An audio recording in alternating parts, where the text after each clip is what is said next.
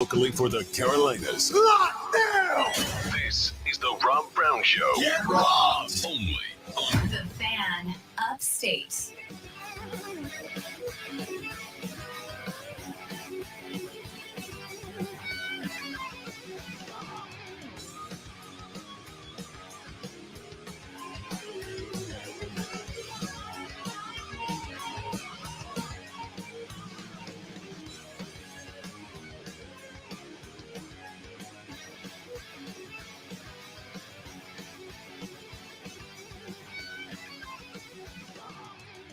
And away we go, ladies, gentlemen, boys, girls, children of all ages. The Rob Brown Show is on your radio. This is the Fan Upstate. Hello to you.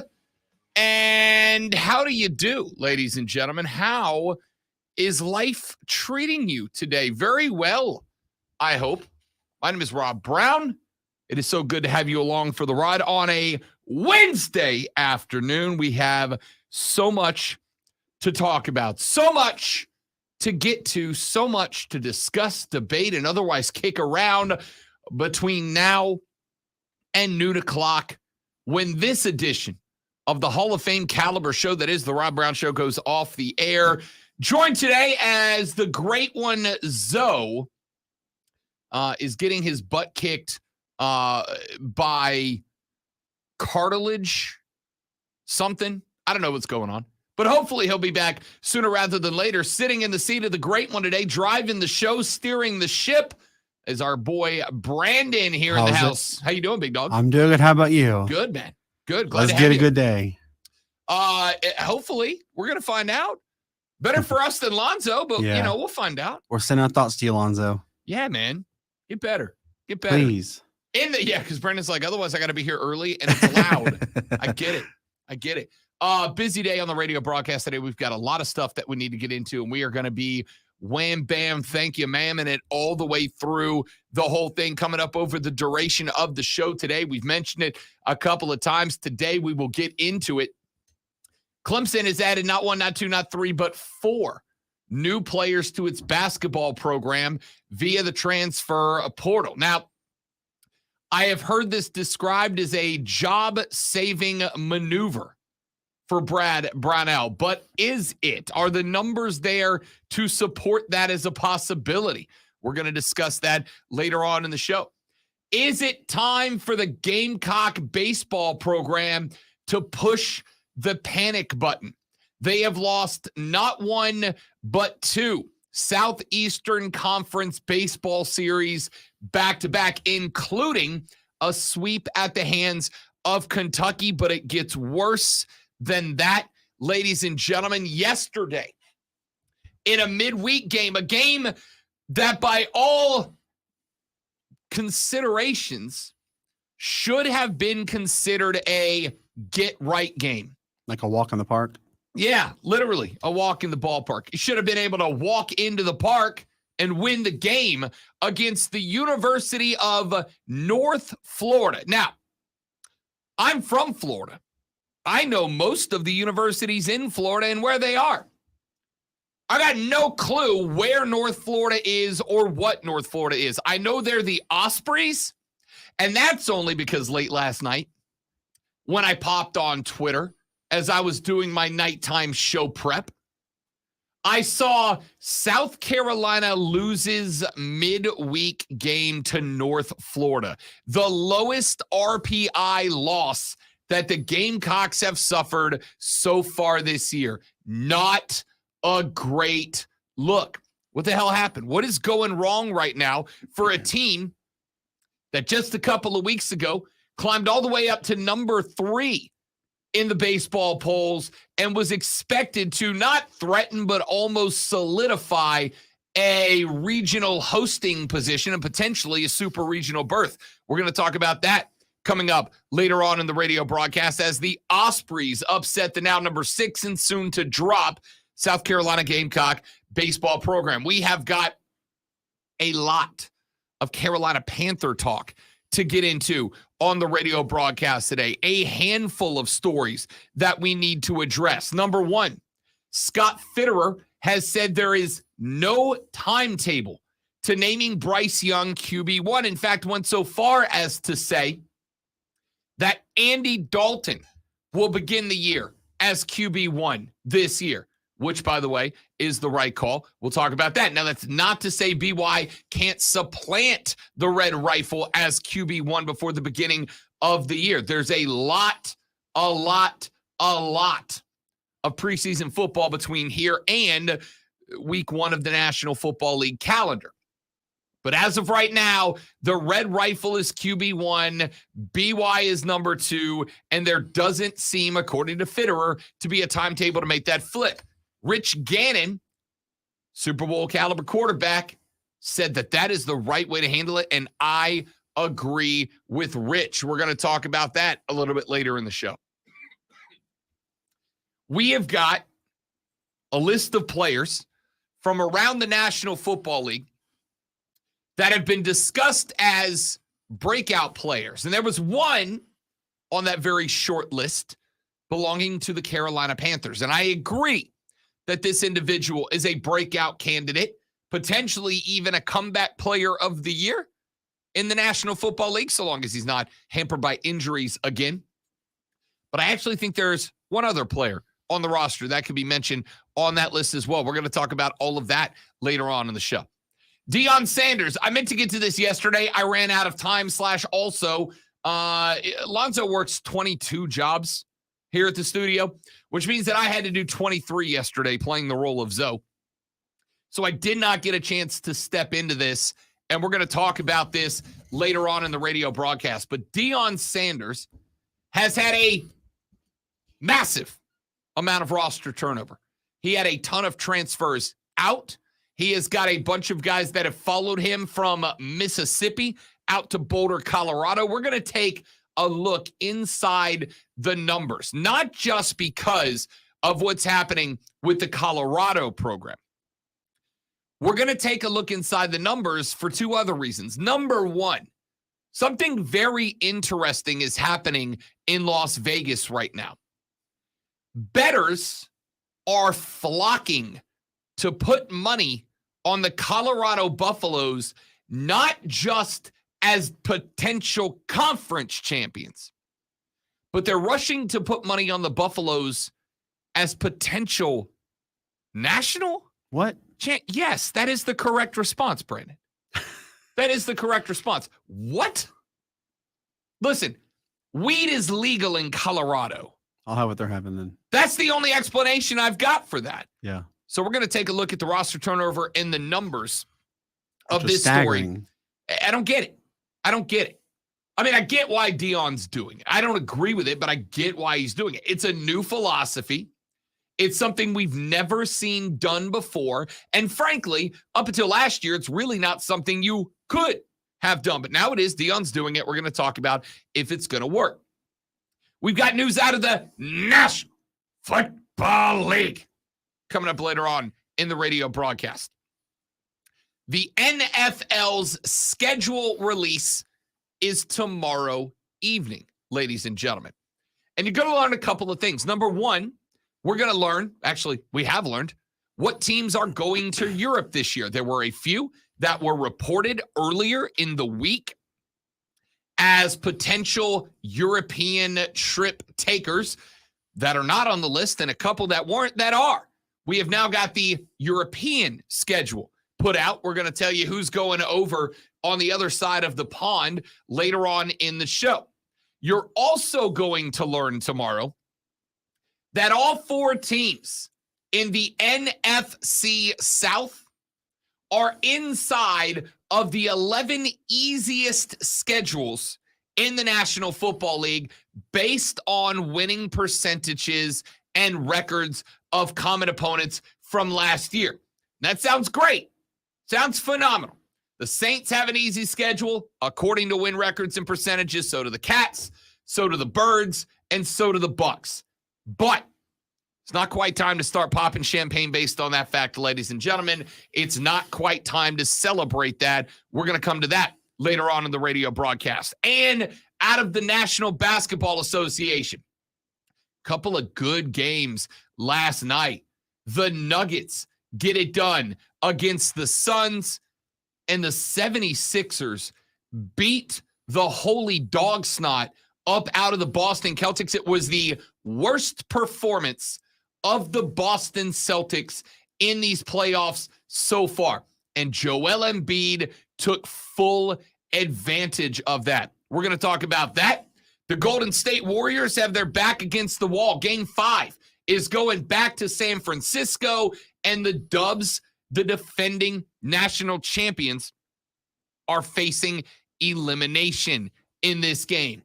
Very interesting take has started making the rounds on Twitter. Now, we've had conversations about Steph Curry. I told you guys it was a good game, but Steph Curry screwed the pooch in the last game. Not only was his shot selection in the fourth period a steaming pile of hot garbage, but he lacked court awareness, which is not common for Steph Curry.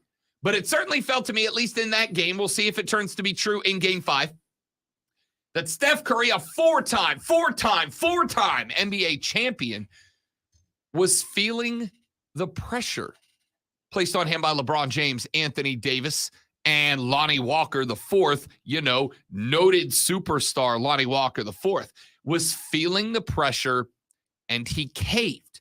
But there's a take going around on Twitter right now that I find not only interesting, but I wonder if it's got some merit about coaching in the NBA. We're going to talk about that later coming up on the radio broadcast. And, of course, in the National Hockey League, the playoffs on the road to Lord Stanley's Cup are upon us. The Jersey Devils whooped up on the Carolina Hurricanes a few nights ago. 8-4 was your final in that one. And there were questions. People started saying, look out. The Devils have the Canes right where they want them. And there's an old adage that I subscribe to, which is a series is not over until a home team loses. Carolina went on the road last night. Stayed on the road last night, but you get it. Took on the Jersey Devils up there in New Jersey. And they didn't just answer the bell, ladies and gentlemen. They took the Devils' best shot in Game 3. They came back last night, and they lit the lamp. And again, and again, and again, and again, and again last night. I lost count. 5 goals in the second period, if you lost count. Not only 5 goals in the second period, I believe 5 goals in like a 6-minute span or something like that. Yeah. Snipers! It was an incredible performance out of the Carolina Hurricanes. We are going to talk a little Stanley Cup playoffs later in the show. And finally, a question that I want to ask you guys in the next segment. It is not directly related to anything that is happening in the world of sports. You guys know I try to be relatively topical, but it kind of is. When, where, and is it okay to boo your own team? There's a situation taking place in Major League Baseball right now. There's a player who is playing up for a team in the North, in the Midwest, I guess, who is getting paid the most money that this team has ever paid to any individual to play for their franchise. He is getting paid more money by this Major League Baseball team than they have paid any player in the history of the ball club. And he's batting sub 200 right now. And he's getting booed by his fans.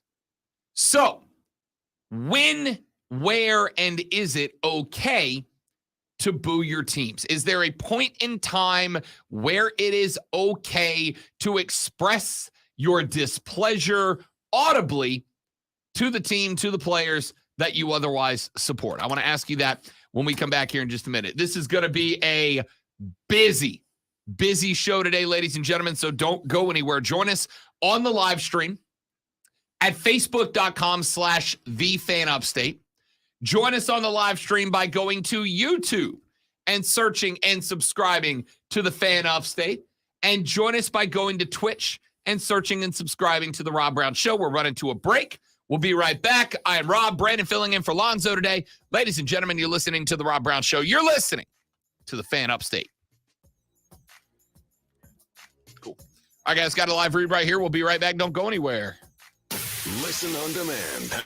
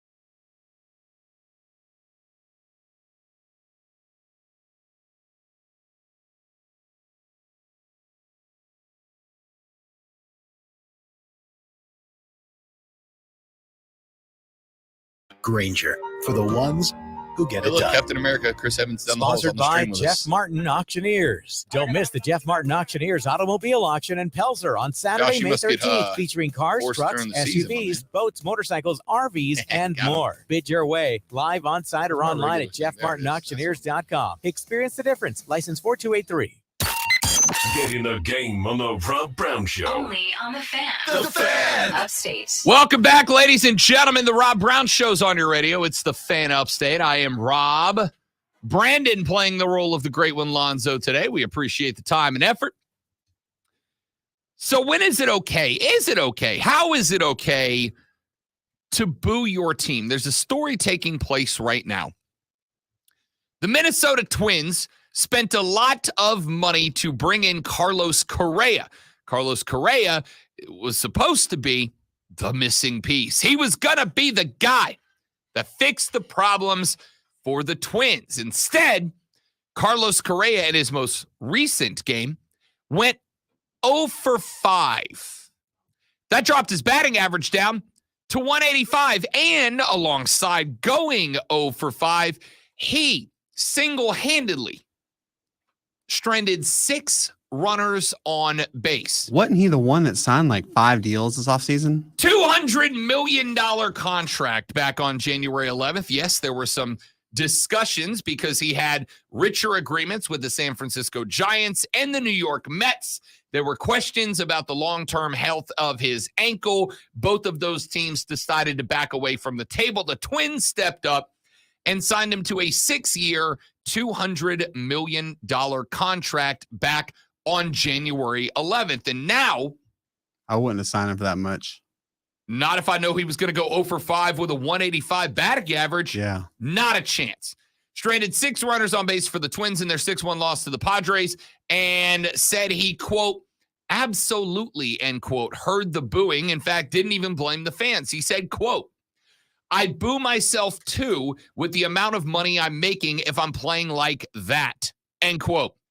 Now, he was asked by media members, are you still dealing with an ankle injury? Are you banged up? What is going wrong? And he said there is nothing wrong with him. He's just having a slow start to the season. Correa said, quote, obviously the boos are acceptable. It's part of the game, part of sports. Fans want production, and fans want a team that's going to compete out there and win games. It's to be expected when you play poorly.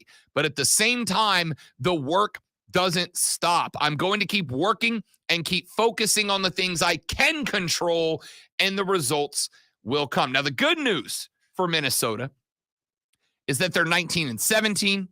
They lead the American League Central by 2 games over the Guardians and 2.5 over the Tigers. They have got some wonderful starting pitching going for them right now. They have scored 6 runs in their past 4 games. They had 28 hits in 58 innings on a 2-4 road trip last week, which they lost a couple by a single run.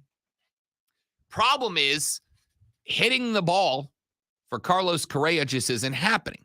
So Correa, who's getting paid, by the way, $32 million this year, tied for the 6th largest position player salary in the major leagues, is an easy target for the Twins. 0 for 5, 6 runners stranded. The Twins lost by 5.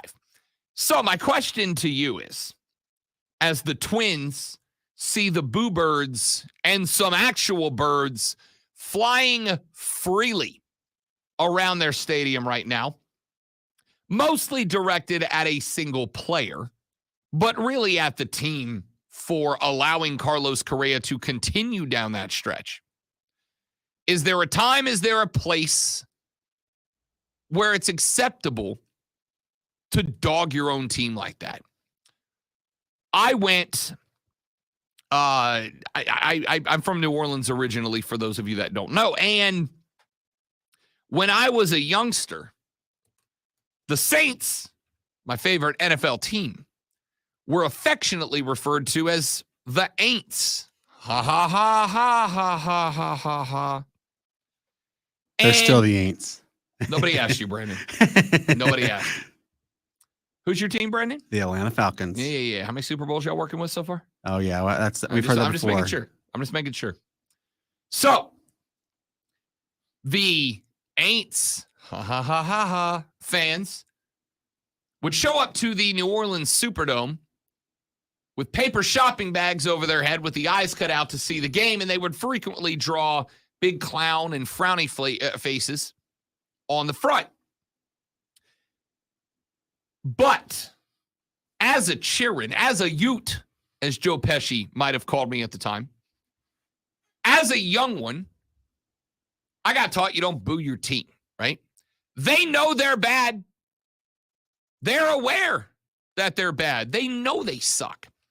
And that doesn't help anything.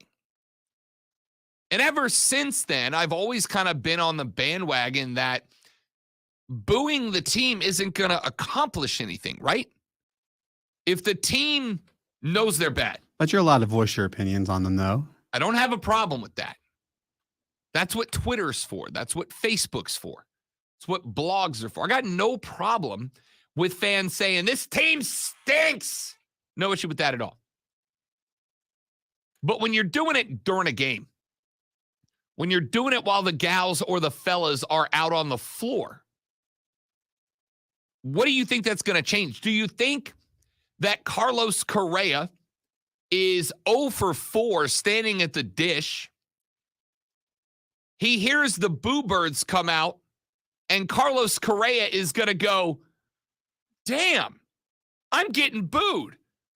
I should try to get a hit now. Like, yeah, he knows, right? He knows you're not helping anything in that case by dropping the boos. If you're that upset about the team, just leave. Just go home. Don't buy tickets. Don't buy gear. Don't buy merch. I've told you guys for many years, if you're, say, a Dallas Cowboys fan, and you're, say, disappointed by the direction of the team, and you're, say, willing to blame it on Jerry Jones. Now, I'm not saying it's all Jerry Jones' fault. I am saying it's mostly Jerry Jones' fault. If you're going to blame it on JJ, that the team has been mid, new favorite word of the day amongst the youth. If you blame JJ that the team is mid, you may show up and you may boo all that you wish to do so, but you're not changing anything by showing up and booing relentlessly, because JJ still got your money, bro. It's in his pocket. He's buying Diet Coke and Jacks with it that night. That's what JJ drinks. Wasn't there a team that had fan base that showed up on social media saying we deserve better, and it was the Raiders. He got kicked out of the game because he showed his displeasure during the game. Yeah, they're gonna do that. And again, I guess I don't know. Like, on one hand, I get it. If I paid, especially with the cost of tickets to professional sporting events nowadays, if I paid $75, $85, $100, $125 to go see a team play, and I show up and the team stinks, like, yeah, I'm going to be bummed out. But I again, you're not going to make anything better, right? You're not going to make anything better. So I'll ask you guys, do you boo your team in person? Like, is this something that you're comfortable doing? And again, maybe it's just because when I was a fan of a really bad football team. Let's be honest. Back then, it was the Falcons and the Saints were the two worst teams in the league. Yeah. Our rivalry was born because we were just trying to figure out who was on the bottom of the trash can and who was right on top of that. You were guaranteed 2 games a year on TV, and it was the Falcons and the Saints at home each other to see who the worst team in the league was. Always. So when I was growing up as a fan of a crappy team, and we were, I know it, I got told there's no point in booing the team. It's not going to make them play better. You're not fixing anything. Now, in fairness, there is a element to it of being a Saints fan or a Falcons fan maybe that I think adds another dimension to this conversation. And that dimension is this. Part of the reason, and I came to recognize this later on in life because I'm old now. Part of the reason that we got taught not to boo the team wasn't because of the impact it was going to have on the team, but it was more along the lines of, you're going to lose most of the game, so you might as well do your best to enjoy it anyway, right? A football game is supposed to be fun. Now, winning is more fun, sure, but it is still a game.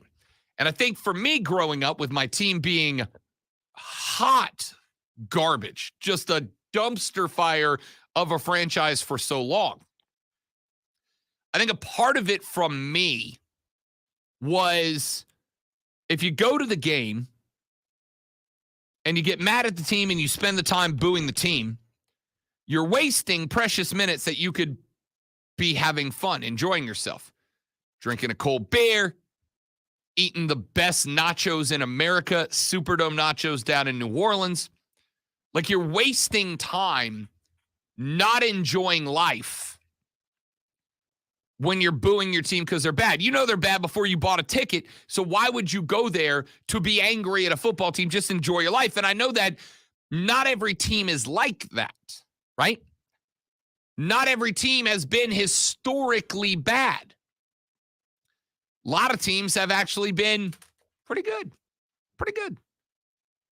And if you expect to be good and your team is bad, or if you spend $32 million on a shortstop who's batting below the 200 line,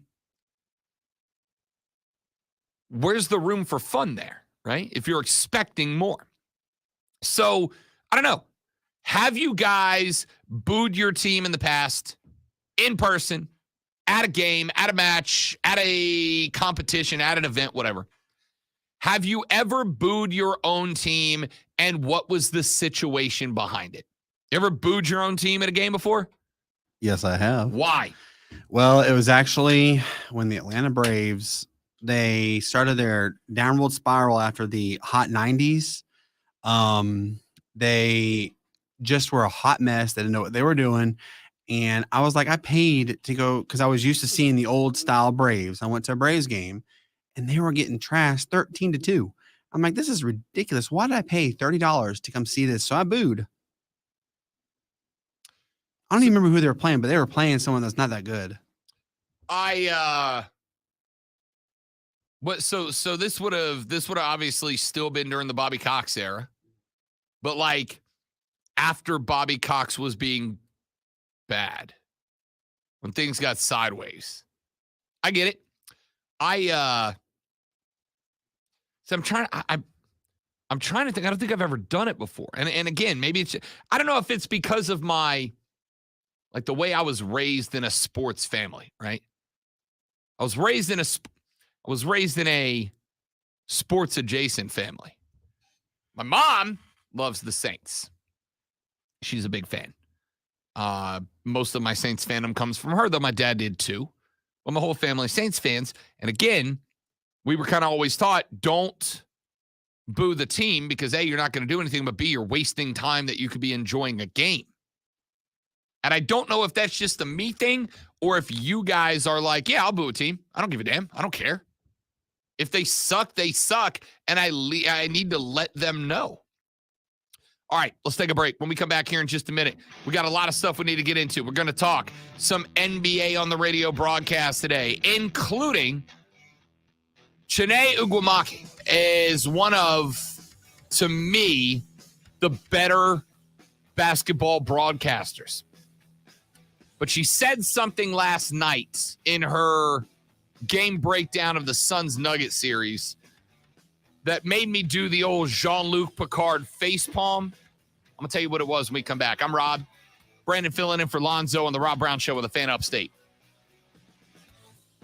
This is WWE Intercontinental Champion Inga All right. Gunther, and you're listening to the Rob Brown Show. Joey B on said, the Fan when undefeated Upstate. Clemson got boat raced at home by FSU in 2013, I booed like hell, and after they went down 24-7 in the second quarter, I left. At 24-7, I'll stick around for unless he gets one. So we get like 35-7. 24, that's 3 touchdowns. That's not added 2 hits and scored 3 runs. The Orioles Jennifer said, is that a monster? It is, Jen, if you don't mind me calling you Jen.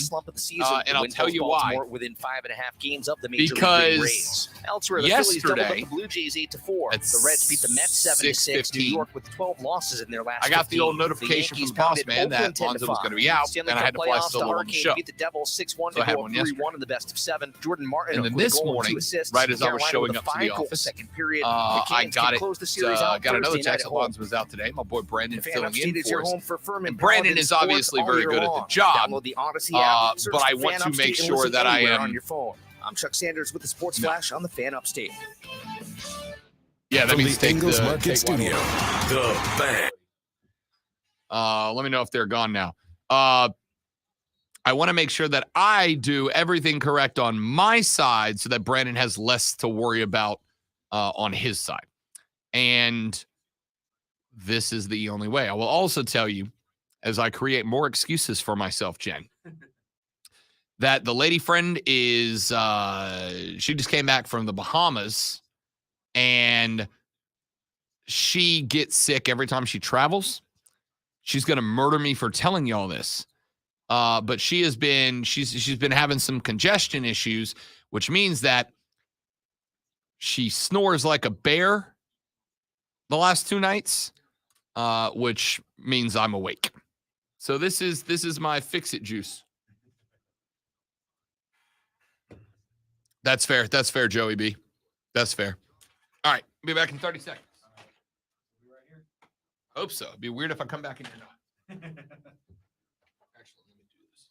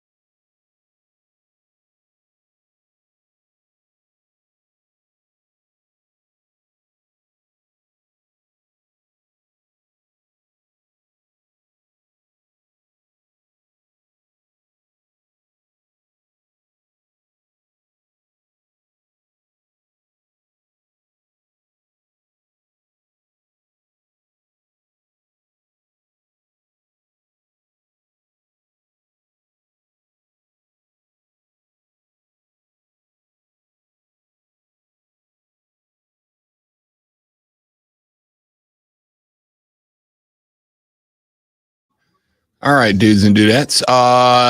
Yes, Hudson. As a matter of fact, Miss Jennifer up there in the chat told me about Celsius the other day. And I did try one. It was pretty good, honestly. It was solid. I don't like that they're like half-sized cans. I wish they were bigger cans. But yeah, no, it was pretty good. I had one, I don't know, whatever day Jennifer suggested it last week, Thursday or Friday. I had one the next day, so either Friday or Saturday, probably around 6 o'clock at night because I had to put some YouTube stuff together. And frankly, it was pretty good, to be honest with you. It was pretty good. I enjoyed it.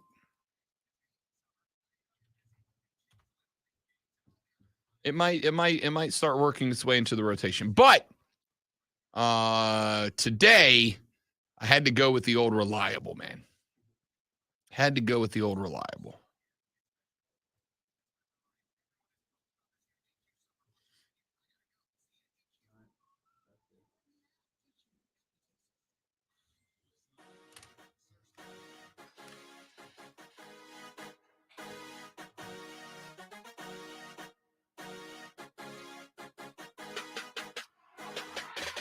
Texter said, Rob, how could you not know that the University of North Florida is in the dumpster of Jacksonville?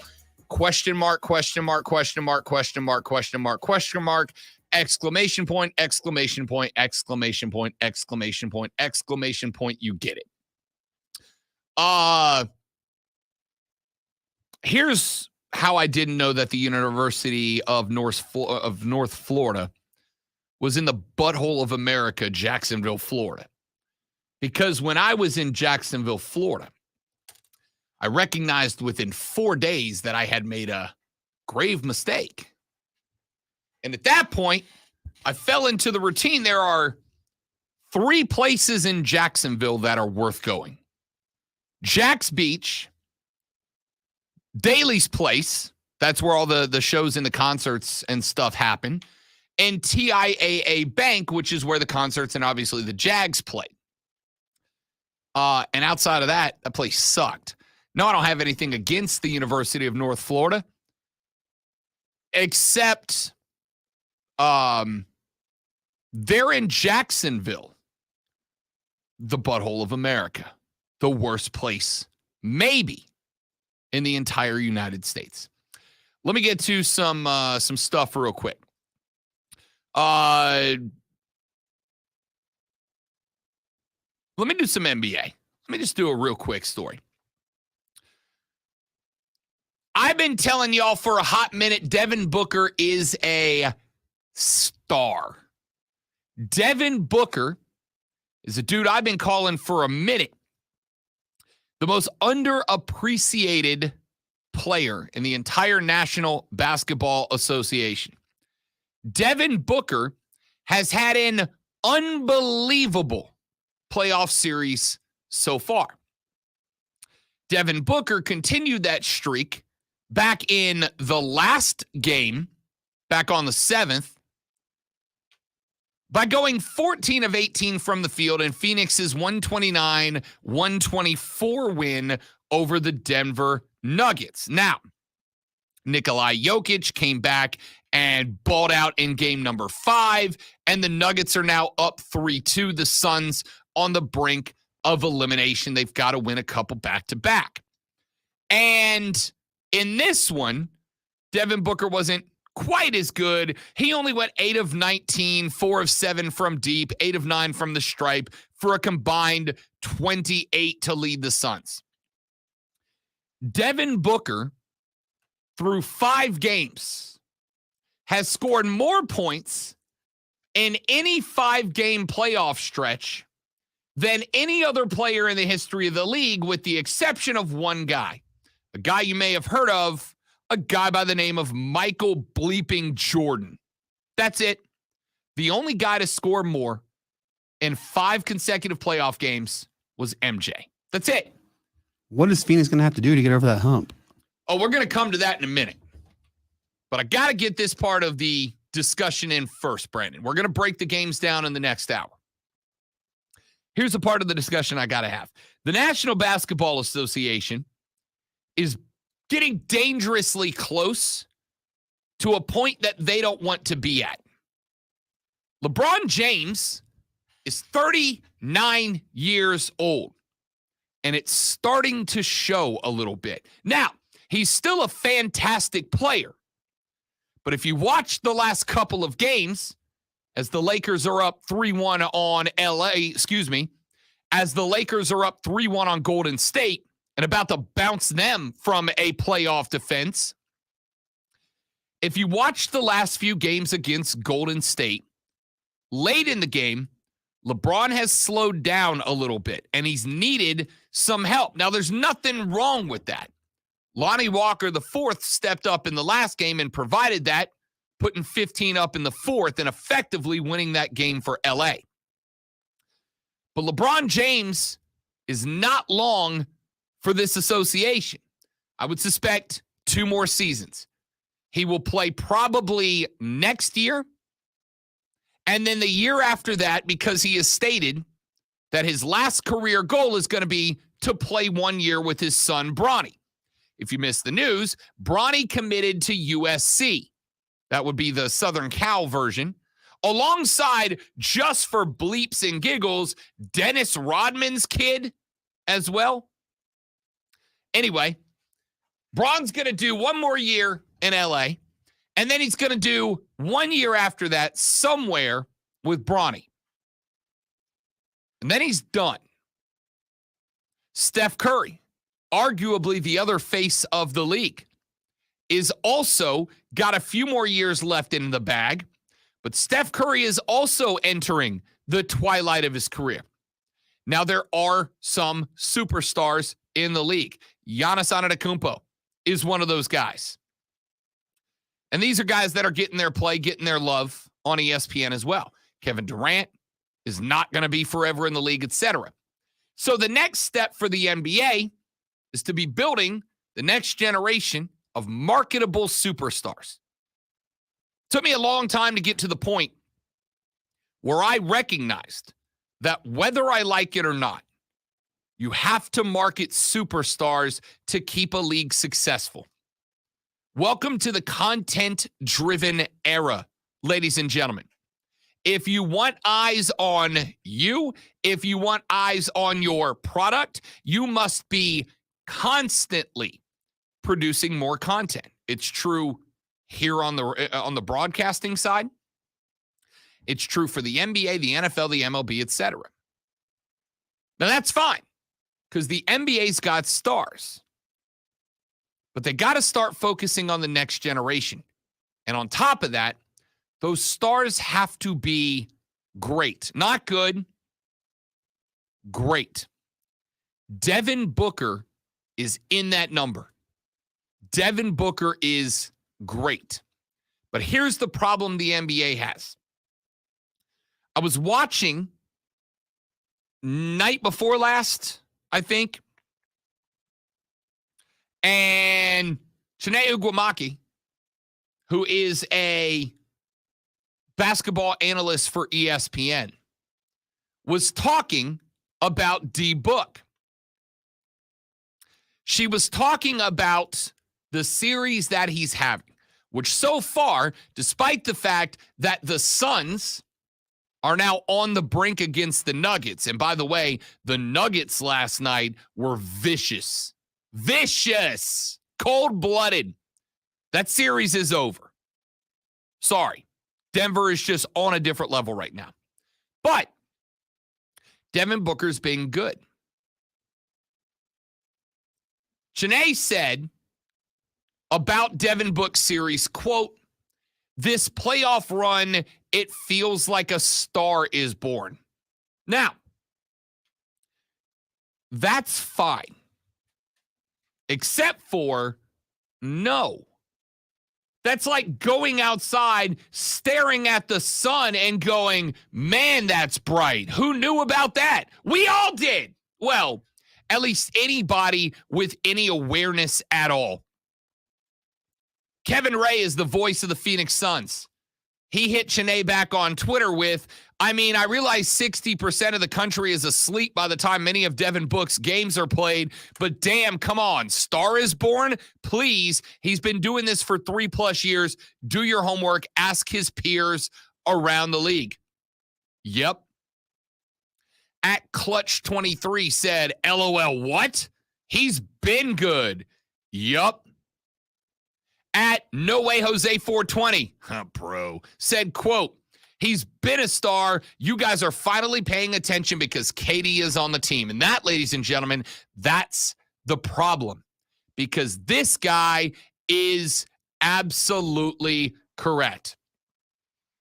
Devin Booker has been doing this for a minute. Devin Booker has been killing it for the Suns. And he's been doing it for 3 years now.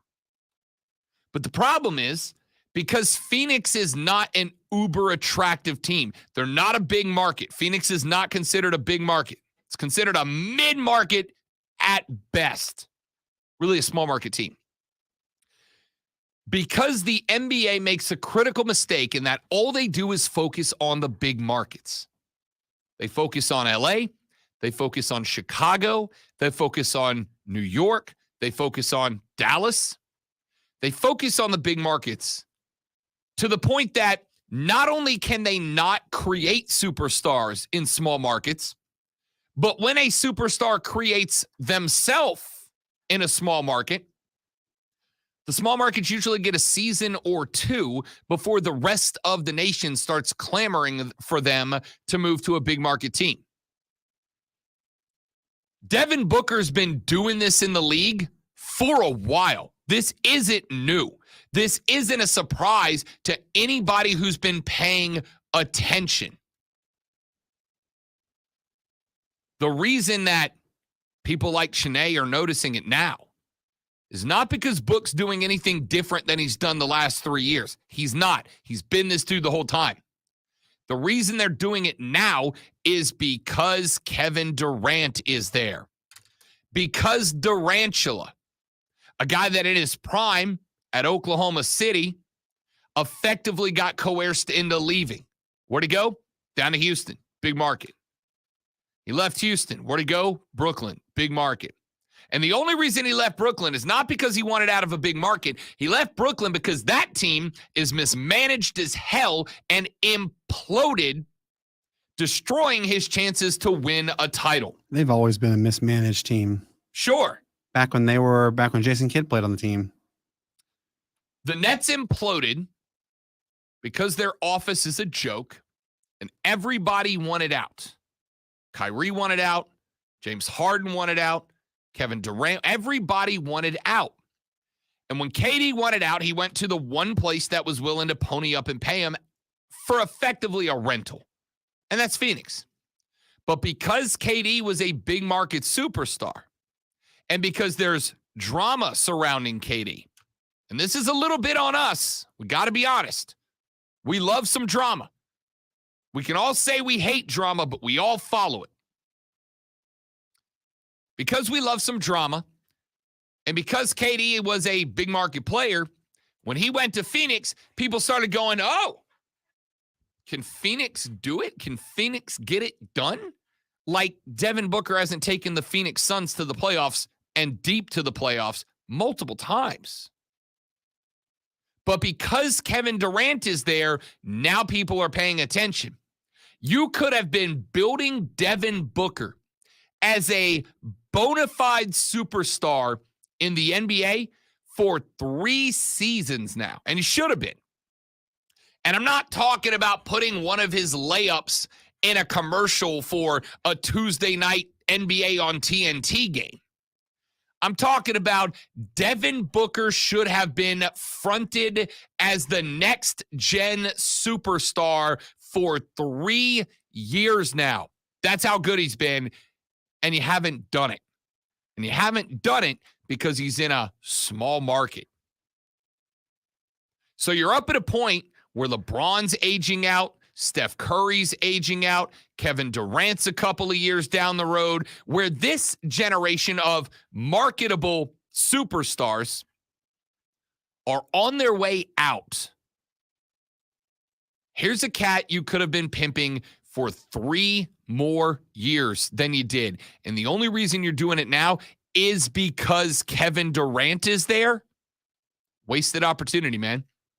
All I'll say is I am damn glad that the rest of the world is starting to see in Devin Booker what I've been telling you about Devin Booker for at least since I've gotten here.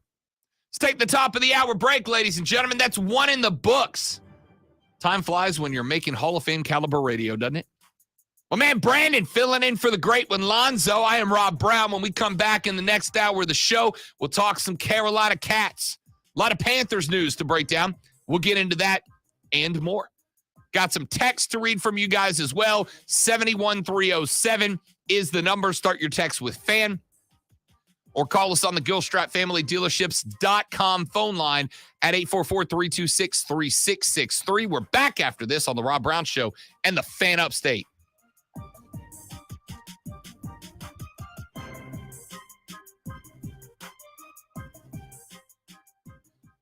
Are the phone lines open?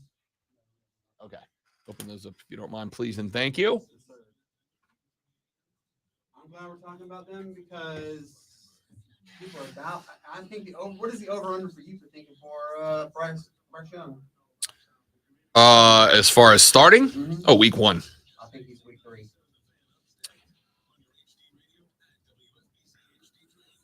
You want me to add in the promo or anything? Yeah, throw a 60 in there. Throw a Rob Brown Show 60 in there. Okay. Please and thank you. James Gilstrap can't wait till Harden gets back to Houston.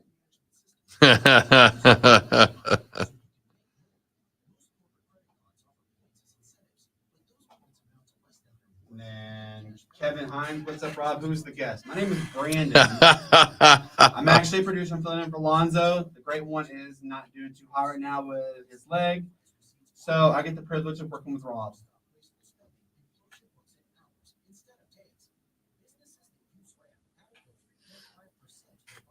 What about Trae Young? What do you think of him? I love Trae.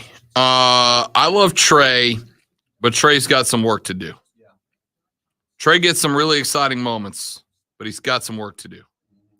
D-Book is, Brandon, our buddy Brandon, Atlanta guy,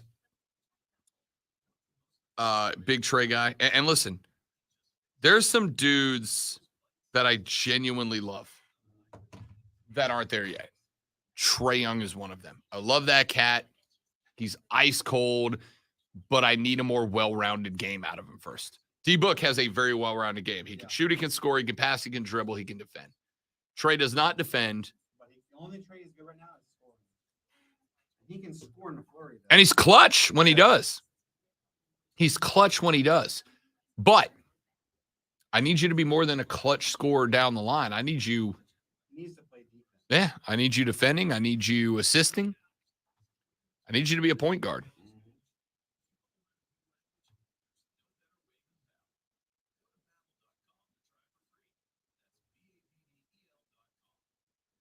James.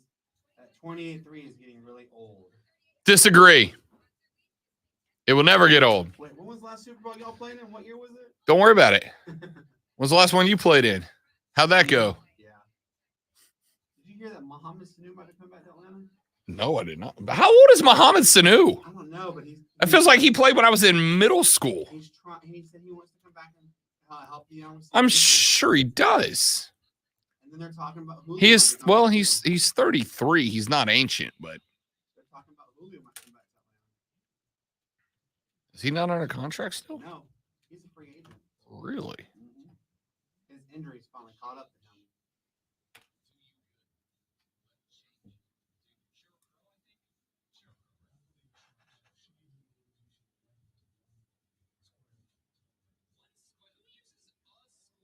All of the New York teams, etc., Mets, Jets, Nets, are traditionally horribly mismanaged because the little brother complex is so severe and they're so desperate to steal the headlines that they make bad roster decisions. Yes, that is true. All the Ets teams. I've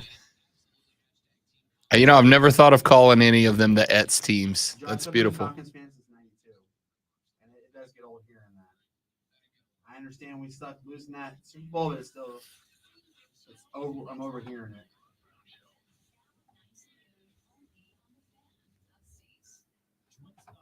I think he was a washout. I don't think he was that great of a wide receiver.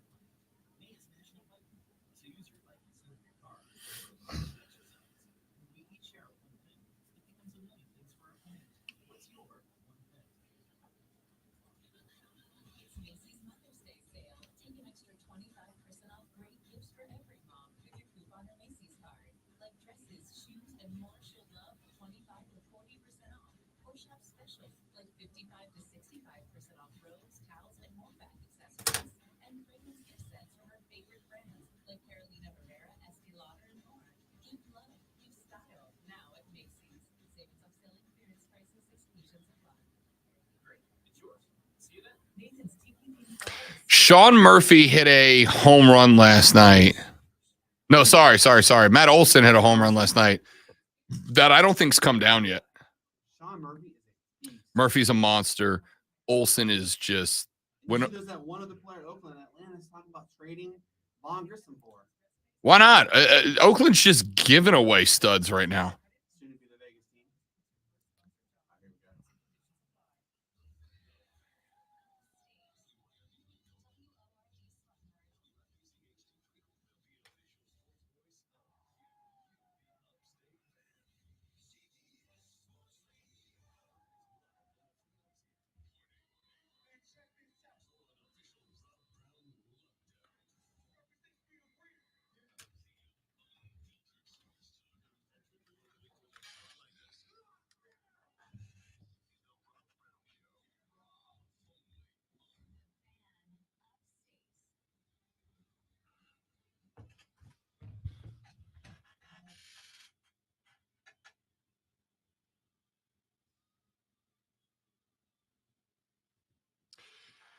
And away we go, ladies and gentlemen. Our numero dos of the Rob Brown Show starts right this very second. Welcome in, ladies and gentlemen. This is the Fan Upstate. How do you do, Upstate South Carolina? Hello, America. What's up, world? Great to be with you. I am Rob Brown, right on the other side of the metaphorical glass. For me today, filling in, playing the role of the great one, Lonzo today. My man Brandon's here. What's up, big fella? Another day, man. Ready to get the show going. It's a beautiful day outside. No hailstorms. Yeah, what the hell was that? That was crazy last night. That was the worst one in 20 years. I was at the house. The lady friend, the fiance, was on the way home from work. She called me. Like I said, she's been a little bit under the weather, so she called me. She's like, could you go get me some green tea and honey? I'm like, yep.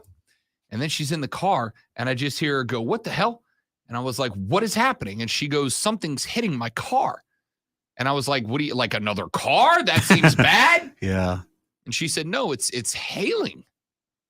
And I was like, no, like a truck kicked out. And then I started seeing people saying, yeah, there was a hailstorm yesterday. It was crazy. And it sat over Greenville for like 2 hours. Yeah, wild. But blue skies and beautiful. You know why it's blue skies and beautiful outside? Why? It's baseball day in Greenville, South Carolina. Love it. The drive. Love baseball. How about a little, you don't get this combination very often, but a little weekday afternoon baseball. 2 o'clock today, the drive are back at home, and I will be there. Hopefully the drive turned it around. They started out good and they got a little slow again. Hopefully they're on the way up. You know, one of the things that is very interesting for the Greenville Drive right now is they have got, first off, they've got a handful of like 1-run losses, right? It's not like they're getting the doors blown off of them. They've got a handful of 1-run losses. Their bullpen, though. They've got some spots they're working on improving. Let's just go with that. The drive yesterday coming off of an 8-7 L against the Winston-Salem Dash. They will look for revenge today. It is business downtown day. Can't wait. By the way, the drive did take, I think 5 out of 6 against Asheville in the last series. So it's not by any stretch of the imagination bad. No. There's just some spots that need to be cleaned up a little bit. And by the way, in case, ladies and gentlemen, you know, one of my favorite things in watching minor league baseball is keeping track of guys that have the potential to go big lead. Marcelo Meyer is the Boston Red Sox #1 recruit prospect. He was on right now. ESPN the other day, too. Yes, he was, and deserves to be. Dude is white hot Mhm. right now. 3 of 6 the other night, included a home run, a double, and 5 RBIs in a 13-5 victory that ended their series against the Asheville Tourist. Marcelo Meyer is just in and of himself worth going to see play, because I'm going to go ahead and call the shot now. They said he'll be up by July. You're going to see that kid playing big league ball probably by the end of this year. Yeah. If not the end of this year, don't be shocked if he is the solution to the absence of Xander Bogaerts for Boston next year. Mm-hmm. He could be him. And let's be honest, Boston does need a little bit of help up there right now. And this kid is playing red hot baseball right now. I think maybe even by the beginning of July, he is called up. You can see it. They need it. Listen, Boston's got a few spots they need. They got a few spots that are okay, a few spots they need. Shortstop's one of them. Mm-hmm. They've got to find somebody to plug in a shortstop, and Marcelo Myers is a candidate. Speaking of the Bo Sox, the Bo Sox got bumped yesterday by the Bravos 9-3 as the Braves moved to 25-11 on the season. And if, ladies and gentlemen, you're keeping track, that's the best start since 1912 for the Braves. It is. It is also the best record in the National League by a full 3 games at this point. They are playing white hot. I mean, crazy baseball. Good news for the Bravos at 25-11. Bad news for the Bravos is they are doing it out of the NL Least, as there are exactly and precisely 0 other teams in the division that are even at 500 right now. And didn't the Mets spend all that money for no reason? 17-19. Let me tell you, know what? You want to know what to me is the more fascinating fact here? The Braves have played 36 games. They've played 18 at home. They've played 18 on the road. The Braves' record at home is a winning one. They're 10-8. Mm-hmm. On the road, they're 15-3. They're playing better ball away than at home. Which is crazy because have you been to Truist Park before? I have. It's beautiful. Love it. Oh my God, it's Beautiful so gorgeous.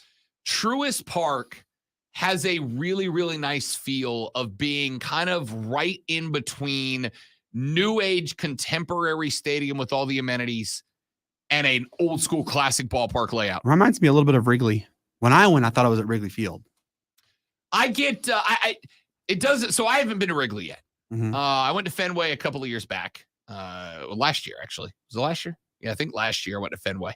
One of the greatest experiences of my life. Oh, yeah. I've heard so many great things about that's on my bucket list.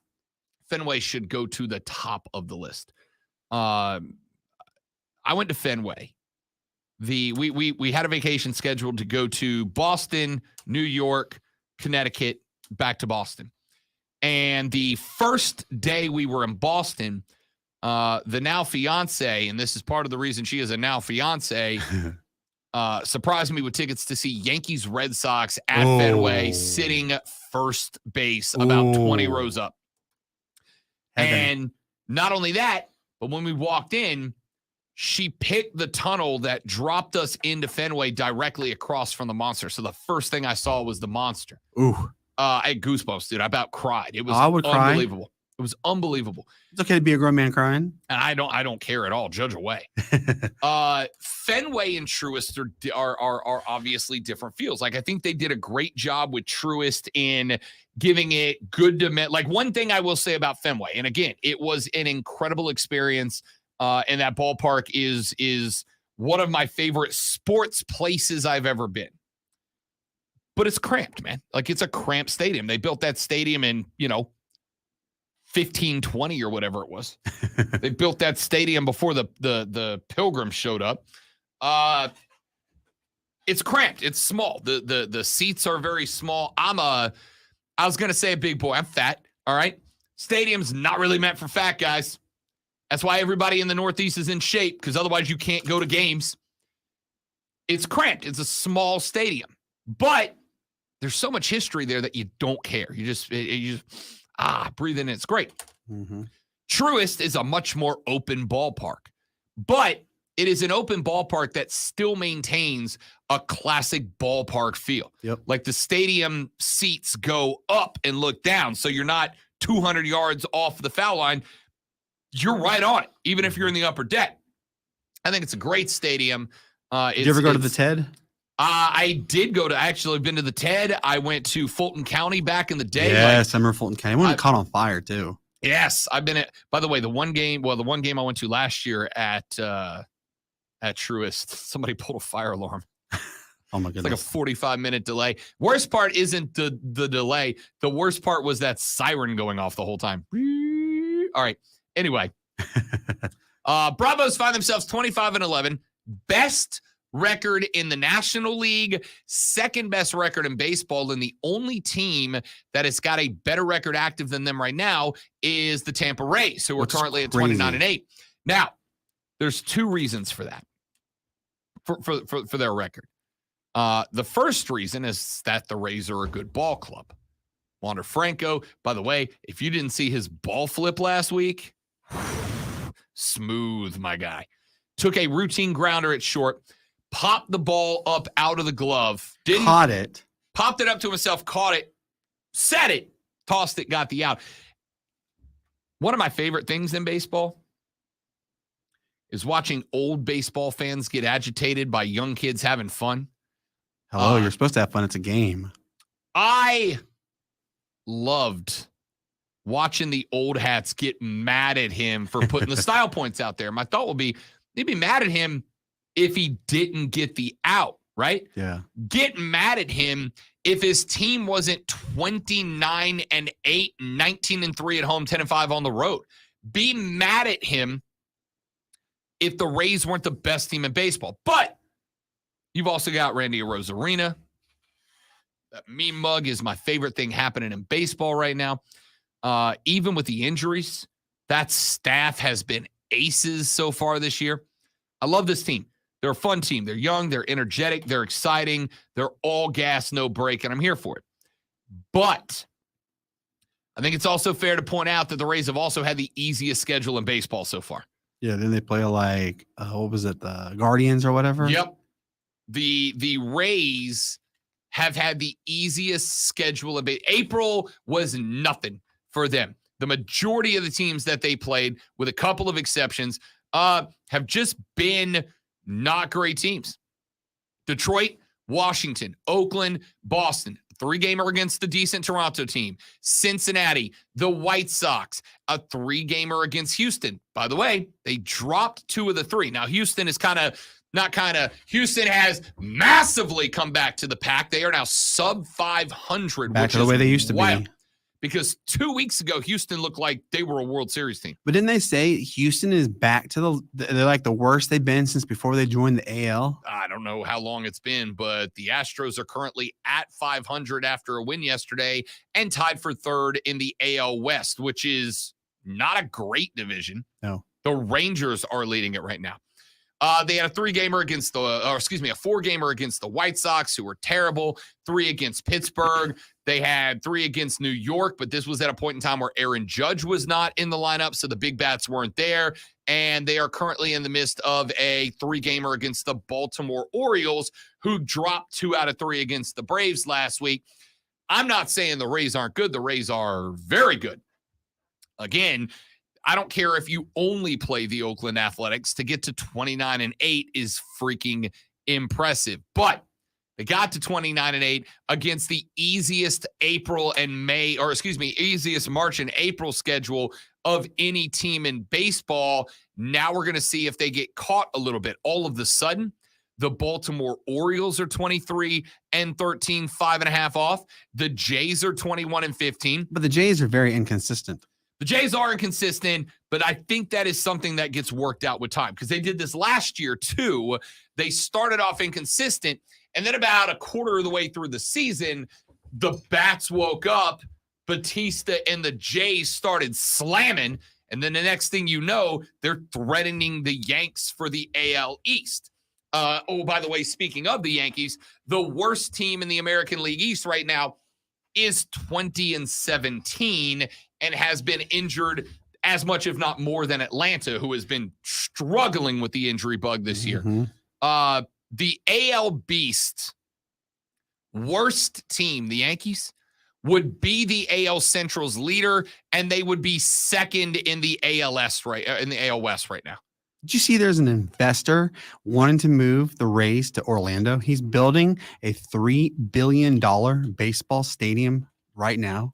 Is he building the stadium for the Rays, or is he I think he's hoping He to wants be in to on bring the one expansion of talk. and they're talking about the expansion because, Orlando, Charlotte, Nashville have all been mentioned in this, but he wants the Rays to come to Orlando.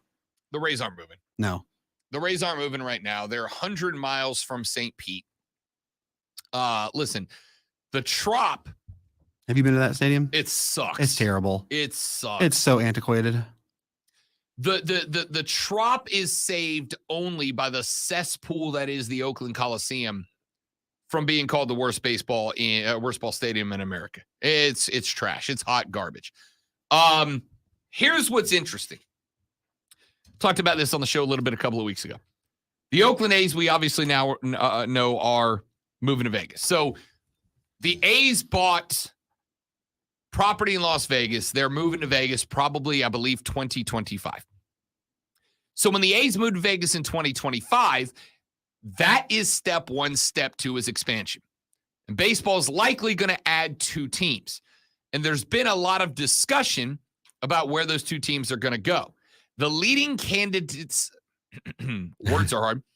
The leading candidates domestically are Nashville, Tennessee, Charlotte, North Carolina, and now it looks like, if this stadium has any weight to it, Orlando, Florida. But let me throw a bit of a spoiler in there, all right? Charlotte's a decent sell. Nashville. What's that? Truist Field in Charlotte's beautiful. It is, but it's not an MLB stadium. No, it's not. Charlotte would need to build a stadium. So would Nashville. Yeah. So would Orlando. Nashville will be the clubhouse leader based on what the Predators did the last couple of years. And if you've been to a Preds game, oh my goodness, it is incredible. It's unreal. Yes, it is unlike any place I have ever been. Nashville will be the clubhouse leader for a domestic expansion team in Major League Baseball because of what the Predators have done and because of an incredible sports environment in Nashville. Baseball is trying to bring excitement back to the league. It is trying to get young kids to buy into the game. And Nashville and the attitude and the atmosphere that they have built around the Predators and the Titans would go a long way. But, spoiler alert, if there's a domestic club, there will only be one of them. Calling the shot now. Baseball's next round of expansion is going international. You are going to get a team likely in either Mexico or Canada. Canada has been clamoring to get the Expos back since they became the Nationals 100 years ago. Ugh. That's dramatic. Since the Expos became the Nationals, however many years ago it was. But Mexico City has got a lot of push as the next international professional destination. That is why last weekend you saw the Padres and the Giants play a multi-game series in Mexico City. That wasn't just for fun. That wasn't just to play some that wasn't just to play some international baseball.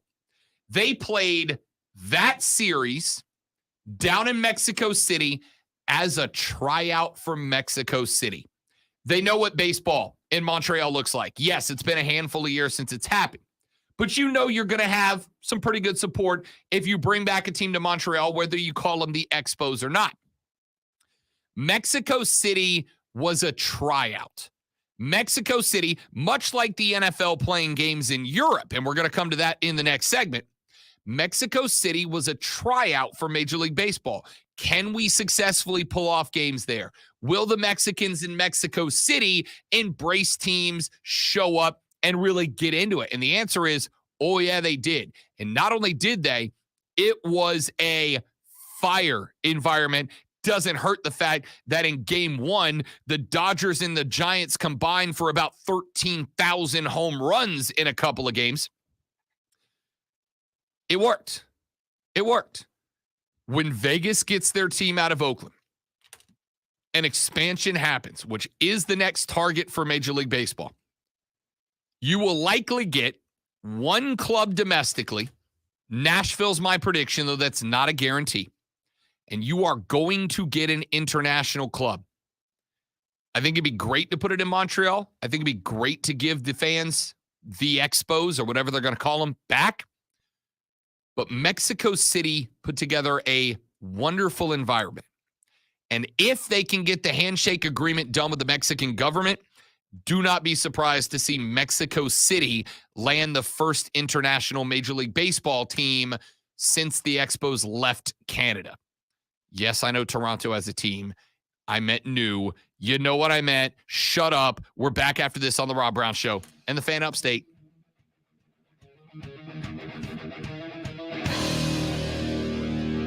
Okay. All right, guys, got a live read coming up. Stay right there. We'll be back in just a couple of minutes. Don't go anywhere.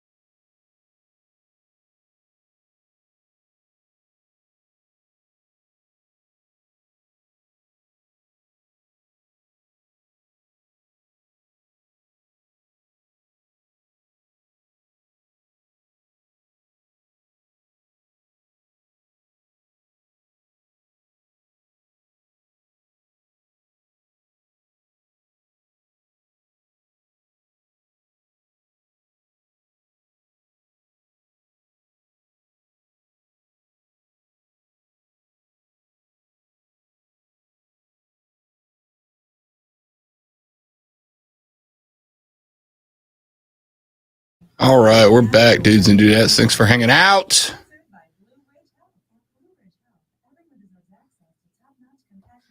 That's a fact. That crowd was lit, dude. It was good. It was good.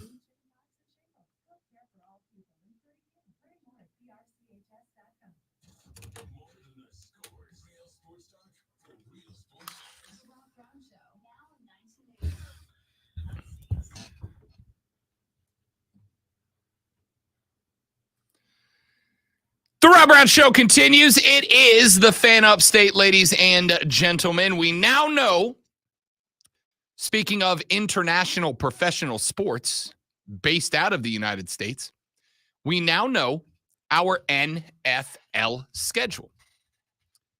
At least the one that is taking place in Europe, because the NFL released its international series locations, games, and dates earlier this morning.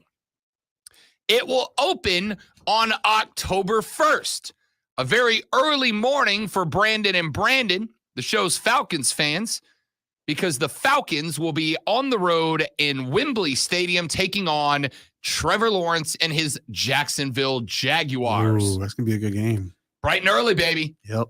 Yes, can't wait for that big Desmond Ridder v. Trevor Lawrence showdown. So, I've been a fan since 50. Yeah, I've been a fan since 92, but I think the Falcons lose. Yeah, me too. Here's the fun thing about Falcons v. Jaguars. The Falcons will get on a plane to come back home after that.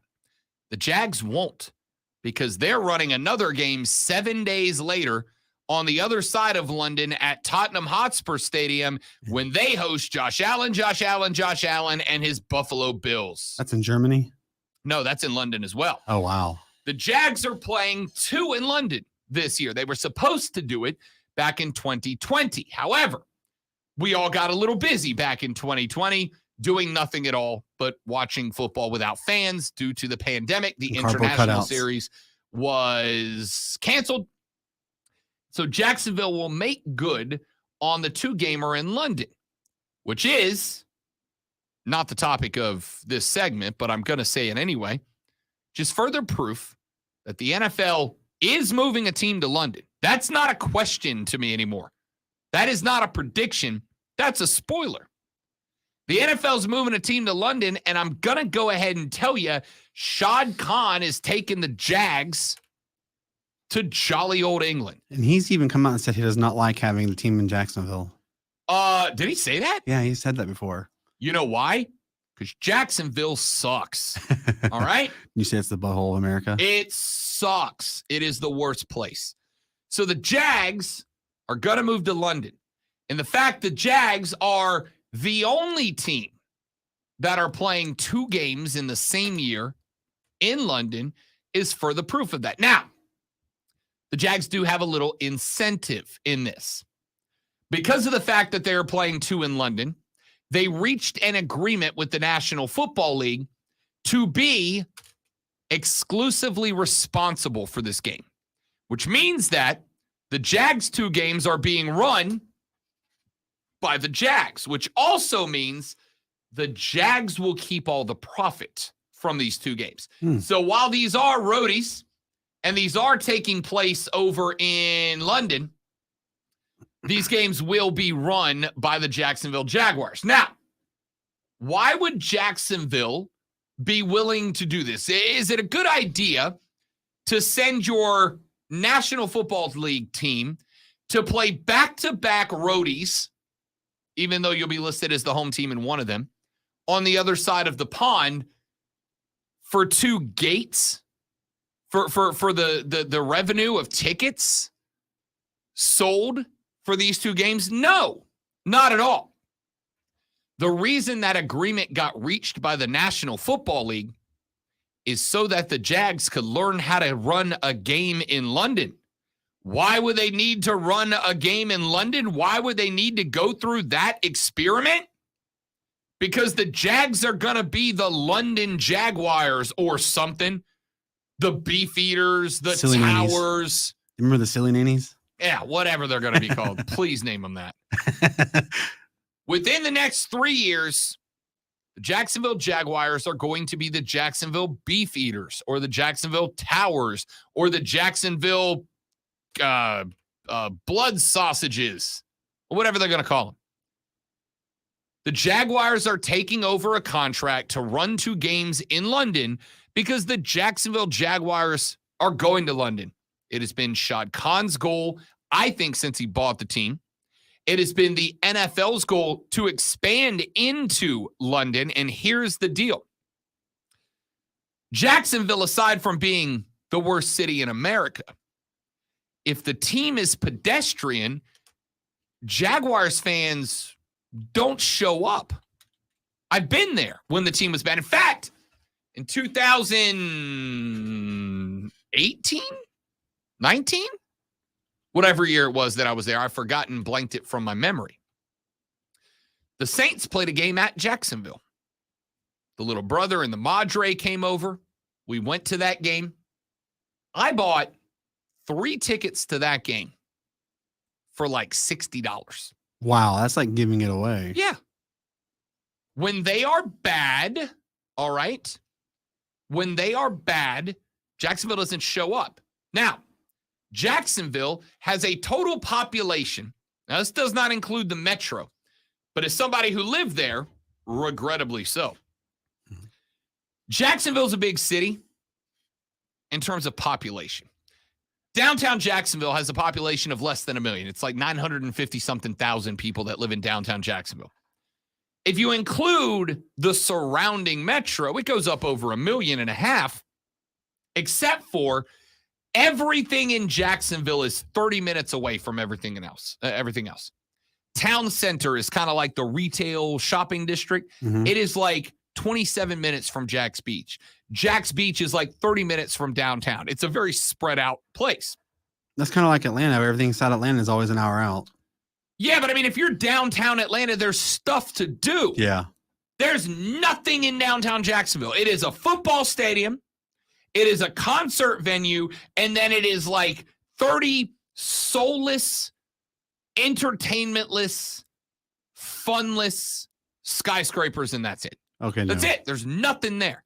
I can go to downtown Atlanta and enjoy myself and entertain myself all day. Mhm. Okay?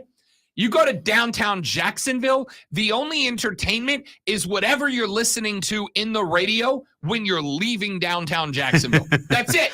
Wow. So Jacksonville, with its population, its metro population of 954,000, does not compare to the London population of 8.9 million. More money for the Jaguars, basically. Yeah. If the team doesn't suck in Jacksonville, the fans show up. But if the team's mediocre, they don't. And they've had a really long time to experiment with that. Mm-hmm. The Jags got good when Trevor showed up. Now, all of a sudden, Jags fans come out in force. In London, you never have to worry about that. There's 8.9 million people in London. You can find 70,000 bored on a Sunday morning or afternoon or night who want to come to an NFL football game. Shad Khan, remember, also owns stake in a Premier League team in London. This would effectively be streamlining his sports interest all into one city. Jacksonville's got 2 games in London so that they can learn how to run games in London so that in 2 or 3 years, they can move to London. October 15th, the Ravens and the Titans will play at Tottenham Hotspur Stadium in London as well. That will be followed up by 2 games in Frankfurt, Germany at Frankfurt Stadium. Now, we've had games in the past in Frankfurt, but we've had 1 in Munich and 1 in Frankfurt. This year, Frankfurt gets 2. On November 5th, the Dolphins and the Chiefs will play. Tyreek versus Patrick Mahomes. Sign me up. And then November 12th, the Colts and the Patriots are going to be there, both of those in Frankfurt. This does something else for me as well. This leads me to believe, because remember, the NFL established a corporate entity in Europe. It is called NFL Europe. Very creative name. I called my show The Rob Brown Show. I'm no one to judge. Last year, the game at Frankfurt was exceptional. It was a great game. It was a great environment. That was the game, if you were listening to the show at the time, that you will remember, was when the German fans broke into like a 7-minute public rendition of Take Me Home Country Roads by John Denver. It was amazing. The fact that Munich did not get a game this year and Frankfurt got 2 means one of two things. Either A, Munich didn't have the time or space available, but I doubt that because they have every other year. Or the NFL is looking at moving 2 teams to Europe. And Frankfurt has jumped out as the next leading favorite to get one. My theory was, and has been that the National Football League is not moving a team to Europe. The National Football League is moving an entire division of teams to Europe. Now, I suspect some of that will come from expansion. I suspect we will have further expansion of the league and a reorganization of divisions sometime, probably a little bit longer time scale than baseball, but sometime in the next decade. Why did they get rid of NFL Europa? Because it wasn't good. People weren't watching. The way that you get people interested in the game is not by sending them a league full of guys who weren't good enough to make the league. The way you get them in the league is you send them the league. So you put a team in London, you put a team in Frankfurt, you put a team in Paris, and you put a team in, I don't know, Amsterdam. You call them the Red Lights. I don't know. But you put 4 teams there, and you have a division. Now, Jacksonville is going to London. That one I'm 90% confident of. My question after that is, do you do 3 expansion teams? In which case, keep in mind, you've got a odd number for divisions. Could the NFL follow what the ACC is doing and scrap divisions as a whole, right? Instead of having divisions, we take the best 18 out of 35 teams and you seed them 1 through 18, and you just do a bracket, a March Madness style bracket, right? Top 4 teams, record-wise, get a bye. Everybody else is playing a bracket. Top 4 teams get introduced in round 2. I don't know. Do you take 3 other currently existing teams and move them? I don't know. I don't know what teams those might be. We've seen St. Louis move and become LA. We saw Oakland move and become Vegas. We've seen a handful of NFL teams move. We saw the Saints almost move to become either San Antonio or Oklahoma City. Teams will move if the money's right. Could the NFL subsidize some of the owners? Hey, if you'll move your team to Frankfurt, we'll give you $1 billion. Billionaires care more about money than they care about their fans. Could it be subsidized? I don't know. But my theory has been that the NFL will not have a team in Europe. The NFL will have multiple teams in Europe, the equivalent of a full division. I don't know if it stays with the current setup where there's a division of 4 teams and they all play each other and you got teams from the United States flying over there and they fly back here or whatever. I don't know. But Europe, as the sports world becomes smaller and smaller and smaller. We are more connected now with English Premier League soccer than we ever have been. You can go home today from work and at 2:00 turn on your television and NBC is going to have a Premier League football game on or NBC Sportsnet or whatever channel it's on. The world is becoming smaller and more connected. Sports is no different. And the NFL sees a revenue windfall of potential fans in Europe that have never been tapped before. By the way, I wouldn't be shocked to see an EPL team in the United States sometime in the future too, but that's down the road dramatically. London's getting the Jags. Frankfurt's lining up to put their name in the arena as well. It's going to happen, and it's going to happen sooner than you think. Let's take a break. We'll come back. We will wrap up the second hour of the radio broadcast. We got some college sports we need to get into, a little more NBA, maybe talk a little Carolina Hurricane hockey, and more. All that's coming up on the Rob Brown Show. All that's coming up on the Fan Upstate.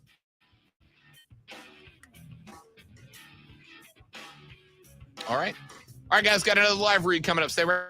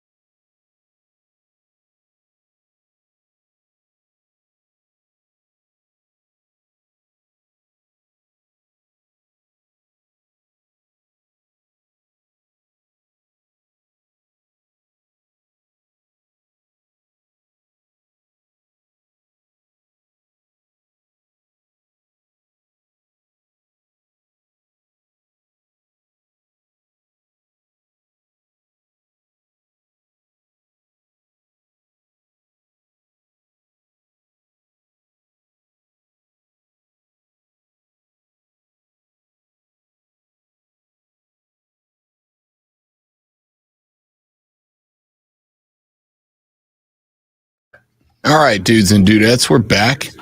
Make the Triumph the EPL team for North America. That would.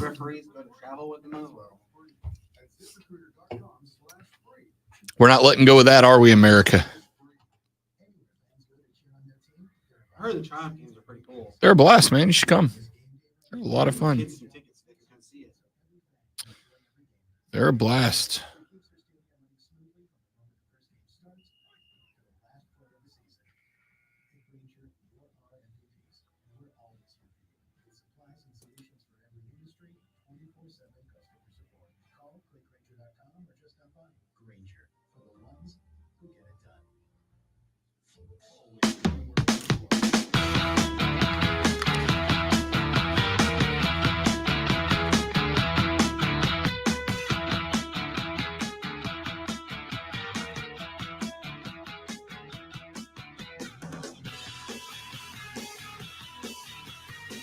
The Rob Brown Show rolls on, ladies and gentlemen. It is the Fan Upstate. Talk a little hockey real quick here since we are on the way out for hour number 2. How about the Hurricanes of Carolina? They are now up 3-1 in this series over the New Jersey Devils after they rout the team from Joyce 6-1 last night. Jersey got up early. They went up 1-0 in the first period. And I'm not going to lie. Like, I am rooting for the Hurricanes in this series. My Preds are out. The Canes are in. After they won the opening round series over the Islanders, I was like, man, they're good, but I don't know if they're good enough. And after Jersey won their series and they put some goals up, I was like, this is going to be a real tough series. But didn't they go 7 games that series? Yes, they did. It was a hell of a series, too, against the Rangers. Mm-hmm. Hell of a series. I thought Jersey, especially when you started seeing Carolina have to rotate goaltenders due to injuries. Raanta got sick. He had to miss game 3. And in that game, Jersey poured it on. 8-4, your final in that one. I was like, oh, man. Like, it's one of the you've heard the joke before of a team going down 0-2 and having the other team exactly where they want them. Mm-hmm. It kind of felt like that. After the rout, I was like, uh-oh. Like, Jersey just needed to bide their time, wear the Canes down. But then the Canes just snapped last night, man. Just snapped last night. Jordan Martinook had a goal and 2 assists. The Canes scored 5 times in like a 6-minute stretch. Wow. They just lit on fire. The first one was from Martin Necas, who hit a bouncing puck out of the air and redirected it. Now, I've never played ice hockey, not once. I've been on an ice hockey rink. I've knocked the puck around with a stick a little bit. It's not easy. It's not easy to get a good wrister or a good slap shot when the puck's sitting pretty on the ice for you. It is much more difficult when the puck is moving at you at a rapid pace, as it tends to do in the National Hockey League. Those guys are pretty good. But to deflect a rapidly moving puck that is skipping up and down on the ice is unbelievable. Necas did it not once, but twice back-to-back to put the Canes up 2-1, and then it was just all over at that point. I think New Jersey's tired, though, from that 7-game series against the Rangers. They might be, but, like, coming out of game 3, it was like, yeah, they look fatigued, but they also have all the momentum, or at least it felt like they did. An 8-4 win in front of your home crowd can give you a bit of a spark.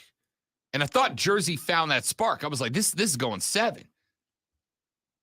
The phrase that I love is a 7-game series is not over until a home team loses. Carolina didn't make New Jersey lose. Carolina went into their house and punched him in the nose, Mhm. and Jersey just could not respond. Carolina's on fire. Listen, let's not pretend that they didn't lose a game 8-4 3 days before that, because they did. They got smoked, or 2 days before that. They got smoked. But the mark of a good team isn't that they never lose like that. The mark of a good team is they can take a shot to the face and then come back from it, right? I look at Boston. The Bruins back in game 1 against another team that I'm rooting for, the Florida Panthers. The Bruins lost the game to Florida in that series. And man, I know this sounds like oversimplified and sophomoric, elementary maybe, but you could see it on the faces of the Bruins that they didn't know what the hell to do. And why would they? They didn't lose very much this year. They didn't know what to do. They didn't know how to respond to the Florida Panthers. And they ended up losing the series in 7 because when it came time to grow some stones and play clutch hockey, Boston didn't know what to do. Florida, on the other hand, has been a team with their back against the wall all year long. Last 2 weeks of the season, Florida was playing for their playoff lives. They didn't just know how to play with their backs against the wall. It was the only way they knew how to play, and they got it done. Jersey going 7 and then winning that game 8-4. I'm like, okay, this team knows how to play with their back against the wall, and their back's against the wall down 2-0. The Canes were just fine. The Canes were just fine. It was unbelievable. So I got to tell you, I really hope that we end up with the Carolina Canes in the Stanley Cup, mainly and predominantly because it means that I'll get to talk a lot more hockey. Please give me Florida v. Carolina in the conference finals. Please now Florida's up 3-0 on Toronto. Toronto, who hasn't been to the second round of the playoffs since like 1732. They were chanting on their way out after knocking off the Lightning, we want Florida. Well, they got them, and they're down 3-0 to them. Carolina now up 3-1 on the Devils. Please give me a Florida v. Carolina Eastern Conference Finals, because that'll be a blast, dude.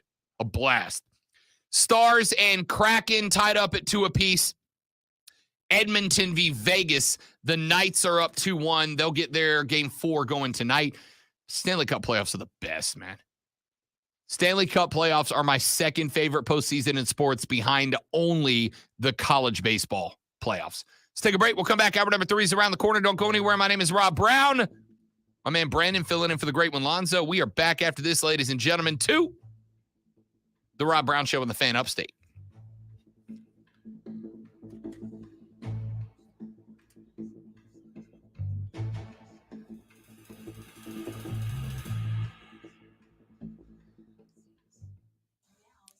The President's Trophy curse is real. It really is, dude. All right. I will be right back, guys. Got to run and grab something from the office. Don't go anywhere.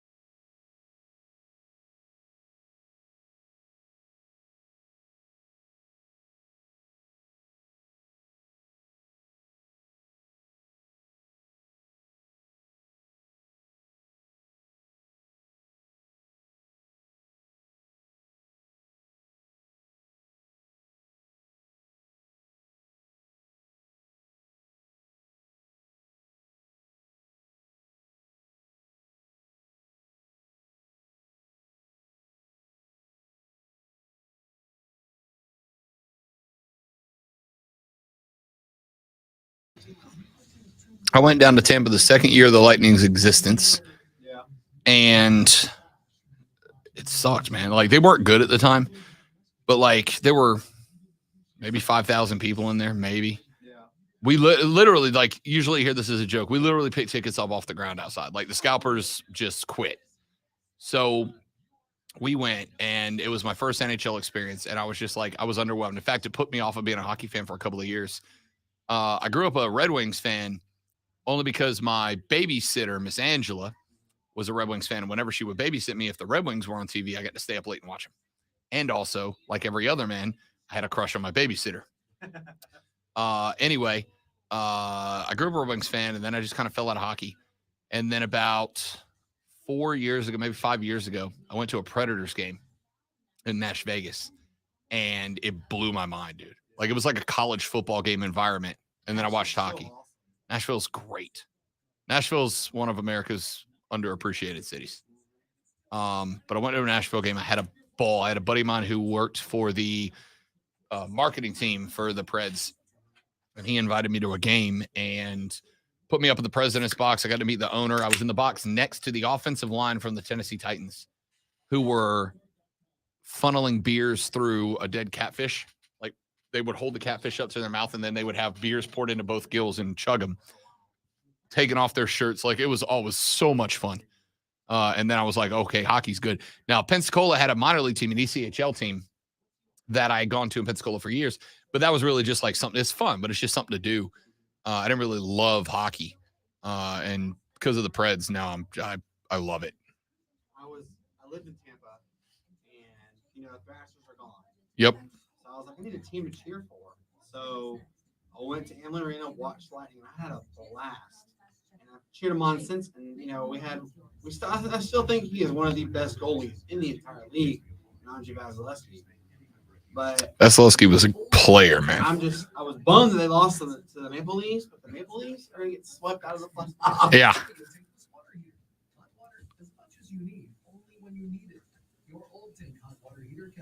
Your money into itself. A Navien only heats water when you need it heated. Rest of the time, you're just saving the bucks. Put new life into your hot water. Visit tanklessmadesimple.com today and check out Navien's strong warranty too. Water, heat it only when you need it with Navien.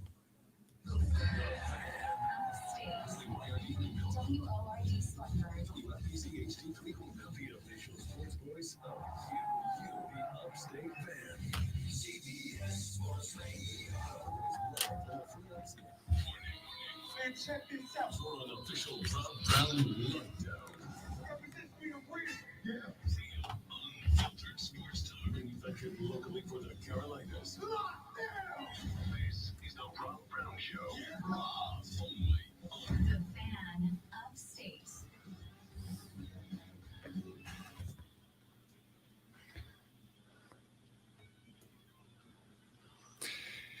The third, the final, the best, the money hour of the Rob Brown Show goes now, ladies and gentlemen. This is the Fan Upstate. How do you do, Upstate South Carolina? Hello, America. What up, world? Great to be with you. 58 more minutes of broadcast excellence coming your way starting right this very second. Going to break down some NBA games and series here in just a minute from right now. We've got a handful of other things that I want to get to before the end of the radio broadcast. So let us dive straight in. Let's talk Panthers for just a second. I got a couple of things I want to bounce off of you. I'm going to start with this. Carolina Panther cornerback. Do your job, Rob. Carolina Panther cornerback J.C. Horn is good. We know that. We've talked about that in the past. Well, Jason McCourty, who is making his second appearance on the show since the NFL draft, by the way, is a current member of the Good Morning Football crew.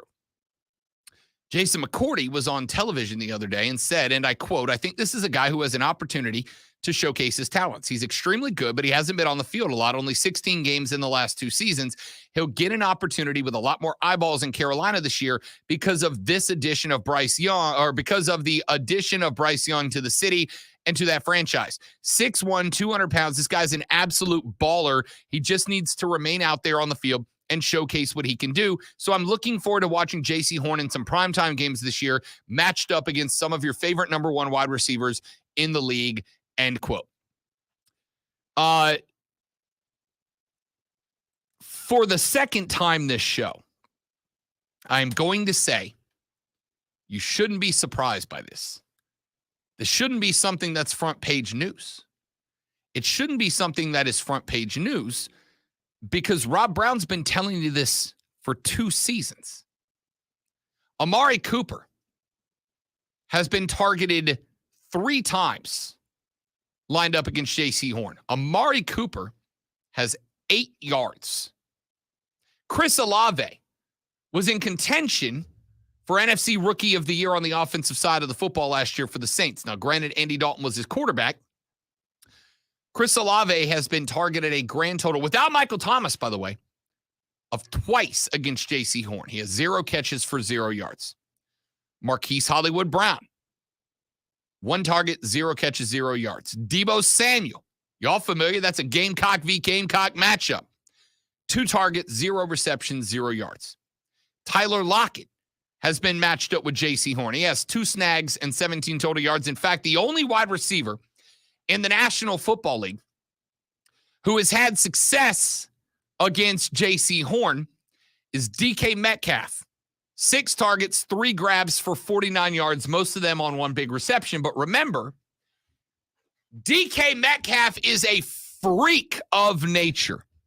He is bigger than most wide receivers, and he is dramatically stronger than most wide receivers. J.C. Horn's only weakness are big, tall, strong wide receivers. And when I say big, tall, and strong, I'm not talking about big, tall, and strong. I'm talking about DK Metcalf. Like, that's the list at this point. Now, that is one of the reasons that I am very interested in the new wide receiver added to the locker room, Jonathan Mingo out of Ole Miss, because he is DK Metcalf-like. He's not as tall. He goes 6'2", but he's 220 pounds, and he's built like a brick boathouse. The dude's thick with a couple of C's on the end. Anybody who has listened to the show for more than 10 minutes when we've talked Panthers is very, very aware of just how good J.C. Horn is. This shouldn't be news. This shouldn't be news as well. Now, it's going to be a prove-it year for J.C. Horn because we know who's coming up on the schedule. We don't know when yet. We'll find out tomorrow night.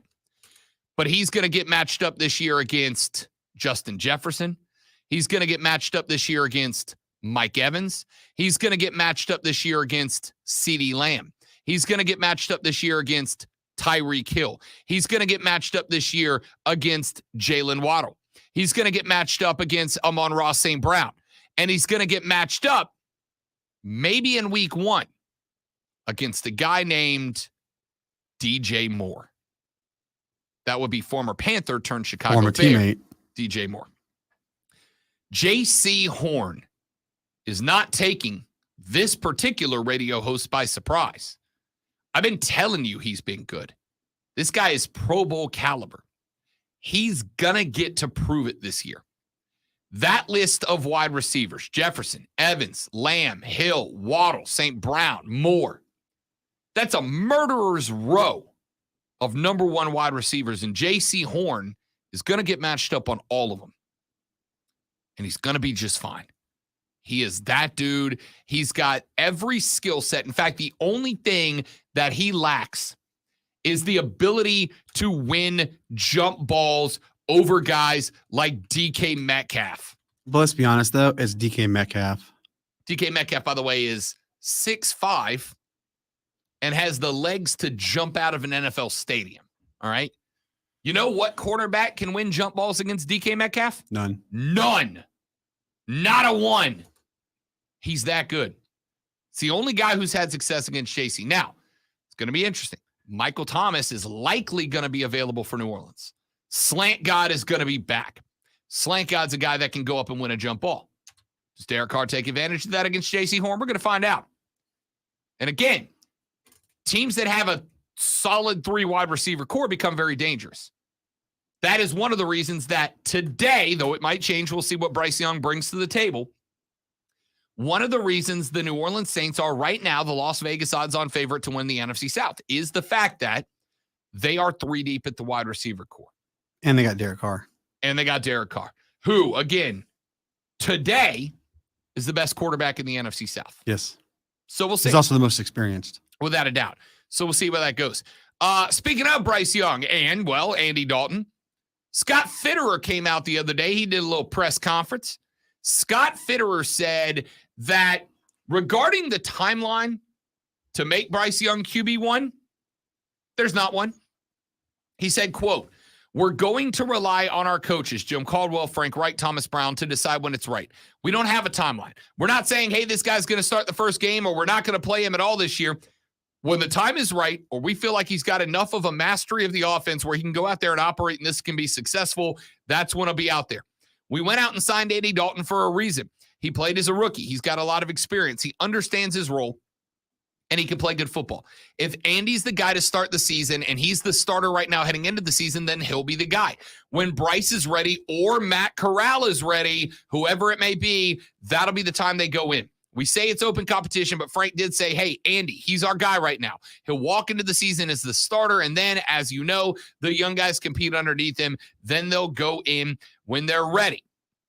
As specifically about Bryce Young, Frank Reich said he'll have to earn it. Obviously, that's the way it should be. We'll know when the time is right. He's got enough going on right now. I just want him to come in and learn the offense and not have to worry about stepping into the limelight. Just come in, learn the offense, get to know these guys. When we step out onto the field the first time, he'll be in that number 2 spot, end quote. Carolina didn't waste the number 1 pick for him to sit on the bench, though. I don't disagree, but you don't want to burn him out either. I think the over-under is he'll be about week 3. He'll be the starter. I think week 3 is fair unless one of 2 things happens. I think people forget, Brandon, that Andy Dalton was 1 game away from winning the division and making the playoffs last year, right?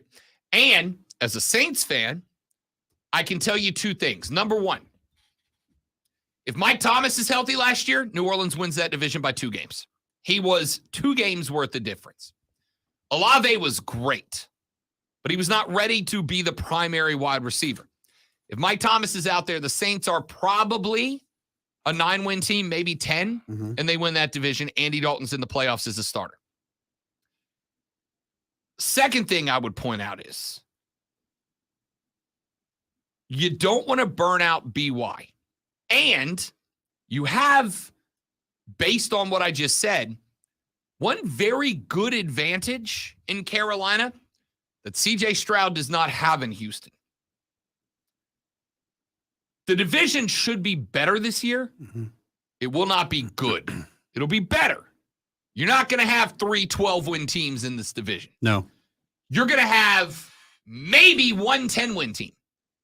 You might have a division where nobody gets to 10 wins again. Tampa Bay. I think they fall off the rocker. Tampa Bay is starting Baker Mayfield. Now, there is a little part of me that still thinks Baker Mayfield could be good. I still think Baker Mayfield caught a very raw deal in Carolina under Matt Rule. I think Baker Mayfield caught a very raw deal under Carolina under Matt Rule. I think when Matt Rule got let go, there was never a world in which Baker Mayfield was going to get an opportunity to go back out there and prove that under a different offense he could thrive. There is a small part of me that still thinks Baker Mayfield might have a shot. The problem is Bruce Arians is not in Tampa to coach him up. He is going in under Todd Bowles, a defensive-minded coach who wants to bring that defensive mentality back to Tampa Bay. It's not going to be an easy run for Bake. I don't believe in Tampa. Atlanta, all due respect. Atlanta has improved drastically with free agency and the draft, but by like 1 or 2 wins, though. I believe that you believe that. Bijan Robinson might be him. He might be that guy. Bijan Robinson is, as of today, the shortest bet in Vegas to win the Offensive Rookie of the Year. I can see that. Sure. Here's the problem that I don't think people are taking into consideration. Who's your starting quarterback today? Desmond Ritter. How'd he do last year when he got the opportunity to start? 2-2. A lucky 2-2. Mm-hmm. A very lucky 2-2. Do I think Desmond Ritter is the answer? No, I don't think he is. I think we're going to have another quarterback. I just think he's built I think the offense is built for him, but I don't think he's the answer. Good. Which brings me to my next point. If I'm not scared of your quarterback, and I'm not, what does that allow me to do? Can run all over them. I'm throwing everybody in the box. Mm-hmm. I'm going man out there, one over the top single high safety coverage, and everybody else is in the box. Mm-hmm. And I am telling every one of them, kill the guy with the football. Find that guy, smoke that guy. It's not that Bijan Robinson isn't a raw talent. He is. He might be the best running back talent since Ezekiel Elliott. maybe. The problem isn't what Bijan Robinson can or can't do.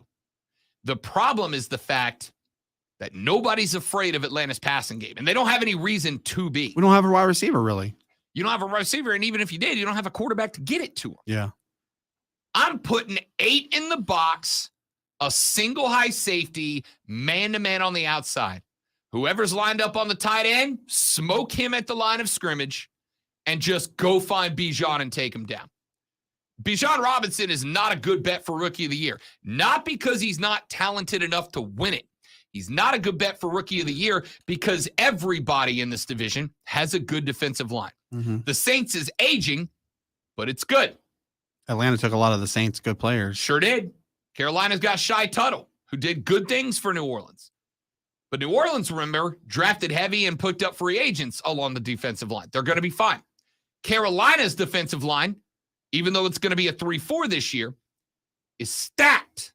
The interior of that line with Derek Brown is not going to be an easy one to run on, especially considering they, again, upgraded the linebacker core, and a linebacking core in a 3-4 that has the lateral speed, especially with a guy like Frankie Louvu backing him up, is not going to be an easy team to run on. And if Tampa Bay is going to get credit for anything under Todd Bowles, it's going to be the fact that their defensive front seven are going to be vicious. Right? I think Todd Bowles, this is his last season. I don't think they're going to be that good. I do too. I think Tampa's going to suck this year. Yeah. I do. I think they're going to be bad this year. I think there may be a 6-win team. But what I will say is that, again, if there's going to be a bright spot for Tampa, it's going to be the front seven defensively. Yep. The NFC South is going to be a tough division to run the ball. You're going to have to be able to throw it. That's why the Saints are the favored team in Vegas right now, because the only quarterback that has proven anything in the South Derek right Carr. now is Derek Carr. That's why they're number one. So you can attack Atlanta at the line of scrimmage. I can put 8 in the box, single high, man-to-man on the outside, one guy looking at the tight end to keep him from running around, and I can attack Bijan Robinson and Desmond Ritter and feel pretty comfortable doing it. This division is not going to be good, but here's the positive. This is why that's good for Carolina. I can start Andy Dalton 1, 2, 3, 4, 5 weeks, and at least today, on May 10th, not be afraid that the division will be out of reach by the time Bryce is ready. Right? Yeah, look at last year's division. It was horrible. Yeah. I can allow Bryce a week or 2 or 3 or 4, maybe 5 weeks of the regular season. Because you got to keep in mind, it's not just the speed of the game itself, but it's also negotiating the media. It is travel. It's hotels. It's being away from your family. It's all these things that when we talk about football never really register with us as fans. It's not an easy life on the road for an NFL player. Mm-hmm. He's got to learn to navigate not only being the signal caller at an NFL caliber, but he's got to do it with a somewhat complicated Frank Reich offense that he's got to learn the intricacies of, and he's got to just learn how to be an NFL player on the road. I can give him 4 or 5 weeks to learn not just the offense, but what life on the road is like for an NFL player, and not be afraid that if we go 1-4, 2-3 under Andy Dalton, somebody else is going to be 5-0 and we're out of luck. We can't catch them. That's not going to be the case. So I don't think you have to rush the guy because A, you don't want him to burn out if he does go out there and go 1-4 to just get kicked in the teeth and never recover. Mm-hmm. Some guys do that. Peyton Manning had a crap rookie year. Yep. It was like, what, 3-13? Yep. But Peyton Manning also rookie record for interceptions in his opening year. And look at him now. He's a Hall of Famer. Right. But Peyton Manning was not weak-willed. Now, the good news is Frank Reich said that Bryce Young's mentality compares only to Peyton Manning, right? Said he's got the same attitude and the same ability to process the game, to understand the game, to execute a game plan. Mhm. And that's great. I believe in Bryce Young. Even if he comes out and he gets smoked. If what Frank Reich said is true, that Bryce Young has got a Peyton Manning mentality and he has a crap rookie year, hopefully it's not going to be enough to put him down to the dumps. You can go, hey, it's a rookie year. It's a learning curve. It is what it is. But like I said, I don't have to risk it. Unless we get to week 4 and, oh, would you look at that? The Saints are 4-0. You don't have to panic. Everybody's going to be, by week 8 in the NFC South, everybody, scratch that. New Orleans and Carolina are going to be within a game of each other.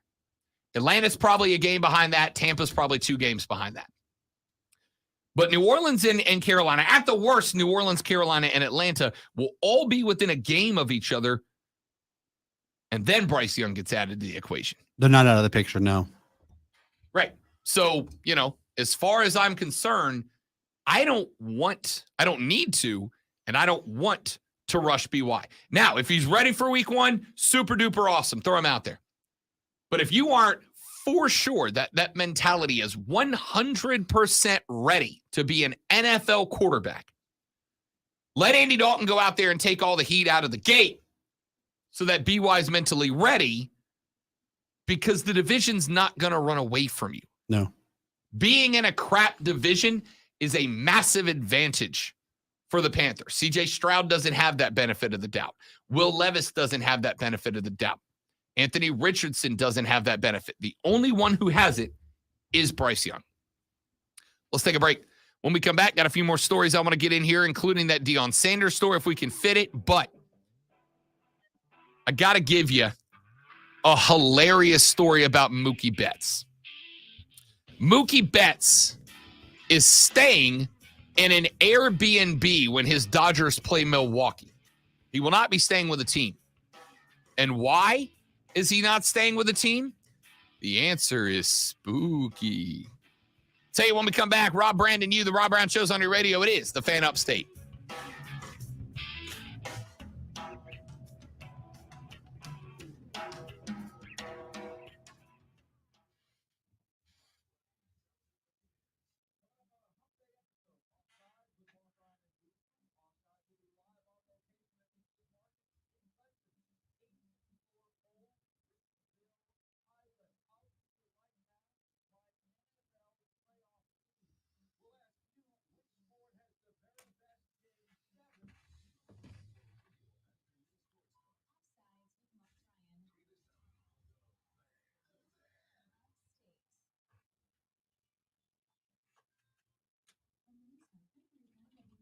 James says, give Atlanta one more chance with an NHL team. I agree 100%.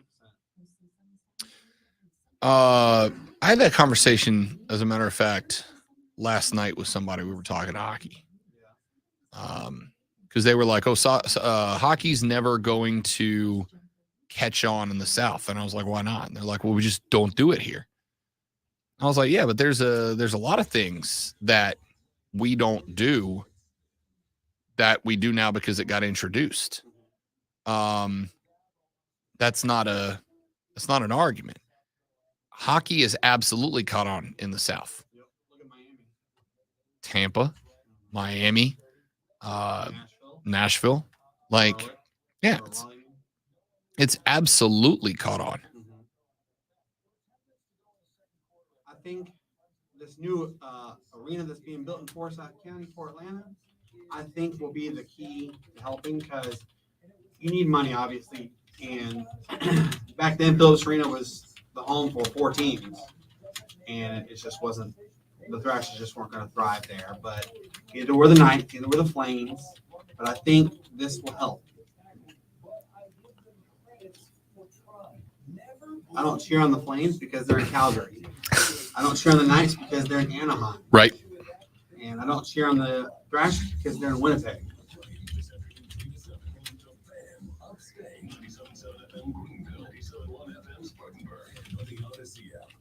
Hey, it's Rob Brown from the Rob Brown Show. Listen, have you been thinking about moving to a new home, but you're worried about rising interest rates. Maybe you're concerned that the housing market, which is constantly shifting based on interest rates and inventory, is just too big of a risk to take on by yourself. Or maybe you're worried that higher interest rates might make that dream home unaffordable at a point in time where we're all trying to save up money. Listen, at Allen Tate, they understand your concerns. And here's something you may not know. Higher interest rates do not necessarily mean a higher monthly mortgage payment. Home prices are normalizing, and that can mean a new home with a lower payment than you might have paid last year for a similar property. So if you're ready to make the move to a new address, then check out Allen Tate Realtors online at allentate.com. That's Josh, what are you talking about? MVP World Series champion has a nice ring to it. For who? Start packing for your new dream home. It's our friends at Allen Tate Realtors. MON. Three-wheel letters that hold so much power, importance, and life. At Ingles, we know that being a mom is its own reward, but it's also the toughest job anyone can take on. So to all the moms out there who save the day on a daily basis, with kids big and small, we at Ingles got your back. Mother's Day, moms. Ingles, we're with you every step of the day. I'm Mark Ryan. If you like me, you're Oh, he said in regards to the Atlanta thing, I sent Rob on Twitter. Yes. Is Sean Murphy a legit NL MVP candidate? Yes. Yes, absolutely. Let's see what the odds are today in the National League.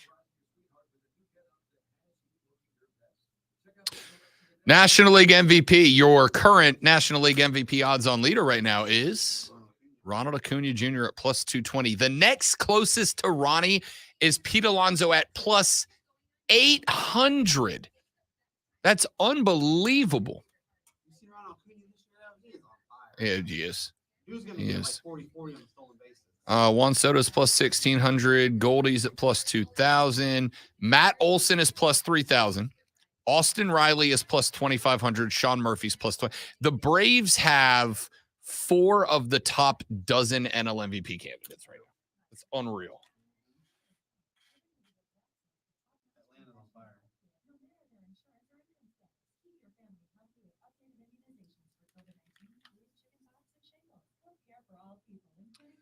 Max Muncy is plus 2,000 right now, big boy. I don't hate that pick. That's a good flyer at plus 2,000. All right, I got a couple of things I'm going to get to, but this didn't get pointed out to me. I pointed this out during the break because I'm good at my job. My man Skrilla hit me up on Twitter, which you can do as well, at The Rob Brown Show, at The Rob Brown Show. Sent me a tweet where MLB Network pointed out that yesterday, Sean Murphy of the Atlanta Braves went 3 for 4 with 4 ribbies and asked, is he a legitimate NL MVP candidate right now? To which the answer is yes. Yeah, for sure. Now, I decided to go during the break, pull the NL MVP odds from Vegas Insider. Right now, your NL MVP odds-on favorite is Ronald Acuna Jr. of the Atlanta Braves. He is plus 220. Plus 220. It is May 10th. And he is already on that list. Not on the list. He's the front runner. Not only the front runner. Plus 220. The next best odds are Pete Alonso, who is having a master season. Oh, yeah. Is plus 800. Plus 220 to plus 800. But that wasn't all that stood out to me. Listen to these numbers. Ronnie plus 220. Pete Alonso plus 800. Padres Fernando Tatis Jr. is plus 1,100. He's starting to get going a little bit. Mookie Betts from the Dodgers plus 1,400. Juan Soto of the Padres plus 1,600. Goldie, Paul Goldschmidt, last year's winner, plus 2,000. Max Muncy of the Dodgers plus 2,000. How about this? The next 3. Austin Riley, plus 2,500. He plays for Atlanta Braves. Sean Murphy, plus 2,500. He plays for the Bravos. And Matt Olson, plus 3,000. He plays for the Braves. 4. The Atlanta Braves, ladies and gentlemen, in the top dozen NL players right now, the Braves are fielding 4 of them. Now, I'm bad at math. But 4 out of 12 is 33.33%. Mm-hmm. The Atlanta Braves own 1/3 of the National League's entire top 12 MVP candidates right now. That team's pretty good, dude. They're doing something special. They're doing something good. Speaking of Mookie Betts, ladies and gentlemen. Oh, I can't wait to hear the story. Rob Brown does not believe in ghosts. All right? I don't believe in the supernatural. I don't believe I've ever been presented sufficient evidence to believe in the supernatural. I believe that the default position on any belief is to not believe a thing until sufficient evidence for that thing has been presented to you. However, I recognize that a lot of people do believe in ghosts. I'm one of them. Sure. And I don't fault anybody's beliefs for whatever the reason. And I'm always happy to have the conversation. I don't. A lot of people do. One of those people may or may not be Mookie Betts. When Major League Baseball teams travel to Milwaukee, Wisconsin to play baseball, they stay at a 130-year-old hotel called the Pfister Hotel, Pfister, the Pfister I've heard of that Hotel. It opened in 1893 and was known as the Grand Hotel of the West. It is also known as one of the most haunted hotels in the United States of America. Yeah, it was used during the Civil War. Charles Milwaukee Silver, known at the time as the first white boy born in Milwaukee. I'm reading this off of, by the way, WUWM NPR 89.7 from Milwaukee.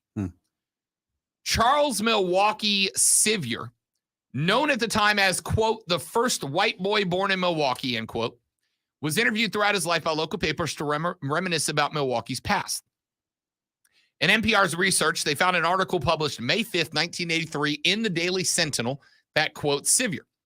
It says, quote, he was talking about a time in the past when he lived in a log cabin that was on the land that now holds the Pfister, and he reminisced that it was also a private burying ground.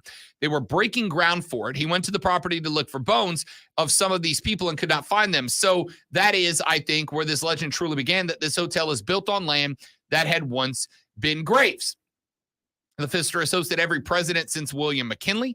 Elvis stayed there in 1977, 4 months before he died, but it is also known as the MLB hotel in the city. This is where players stay when they are set to play there. And there have been stories from baseball players who have described strange occurrences at the hotel.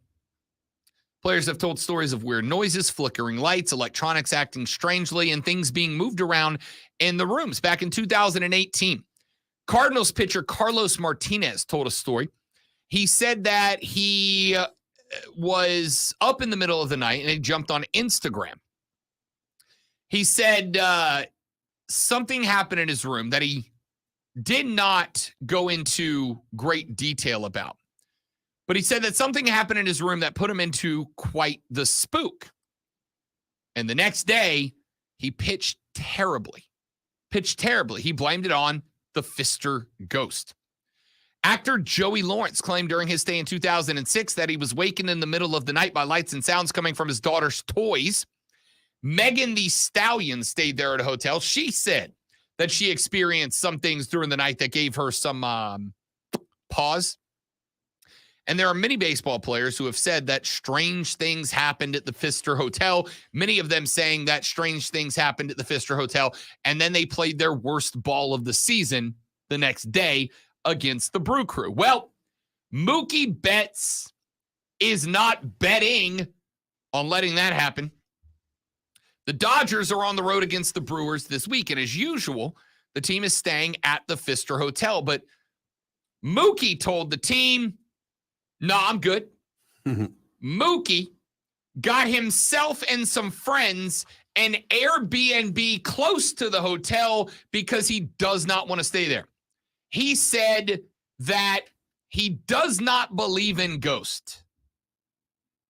But just in case, just in case, the Fister ghost decides to reveal himself to Mookie, he's not taking any chances. He said, I wouldn't be able to sleep. Every noise, I'd be like, is that something? MLB.com goes on to tell some stories. Here's a story from Bryce Harper, Philadelphia Philly. Real good player. Yep. He said, quote, one time last summer before I went to sleep, I had laid a pair of jeans and a shirt on the table at the foot of the bed. Those things in hotels that you sit on to put on your shoes. I just laid them out, simple as that. When I woke up in the morning, I swear on everything, the clothes were on the floor and the table was on the opposite side of the room against the wall. I was so flustered. I honestly thought there might be someone in my room. I had no idea what the hell just happened. So I actually looked around and then I checked to see if the door was still latched, and it was.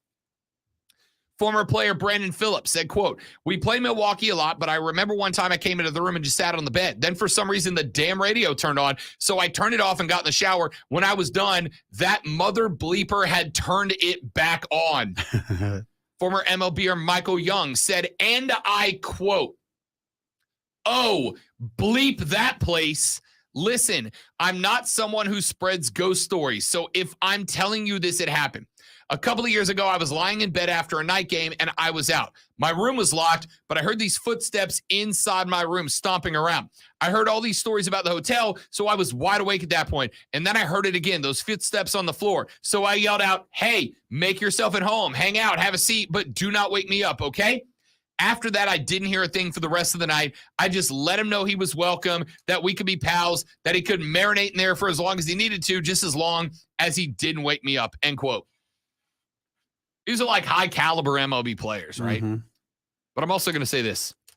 MLB players are the most superstitious players of any sport anywhere. Yes. These are the guys that won't step on a first baseline because they think it'll trigger a slump.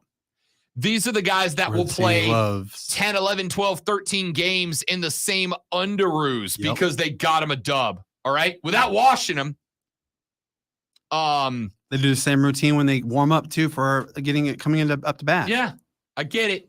They're super superstitious, not a little stitious, superstitious. Yep. I get it. But my man Mookie said, bleep that hotel and bleep my friends. I'm getting an Airbnb. You know, I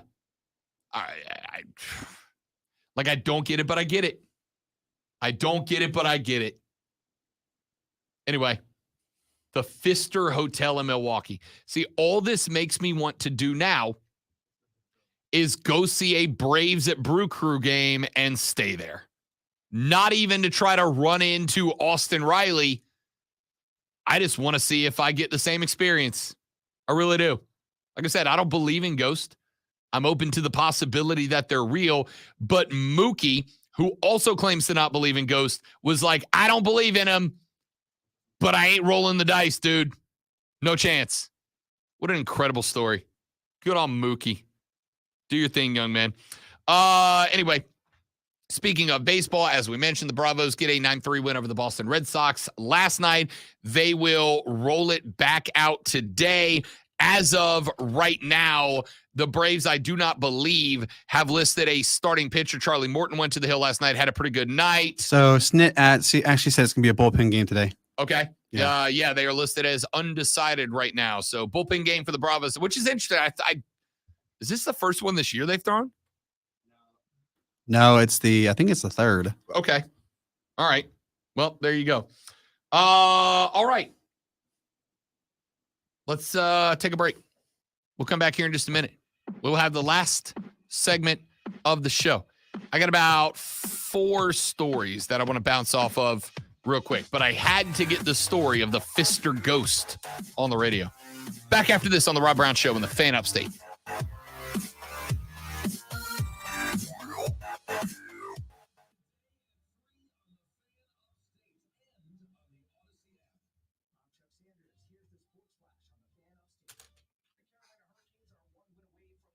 Rob won't even go to a haunted attraction, but wants to see a real ghost. What did I miss? No. You didn't miss anything. I don't believe in ghosts.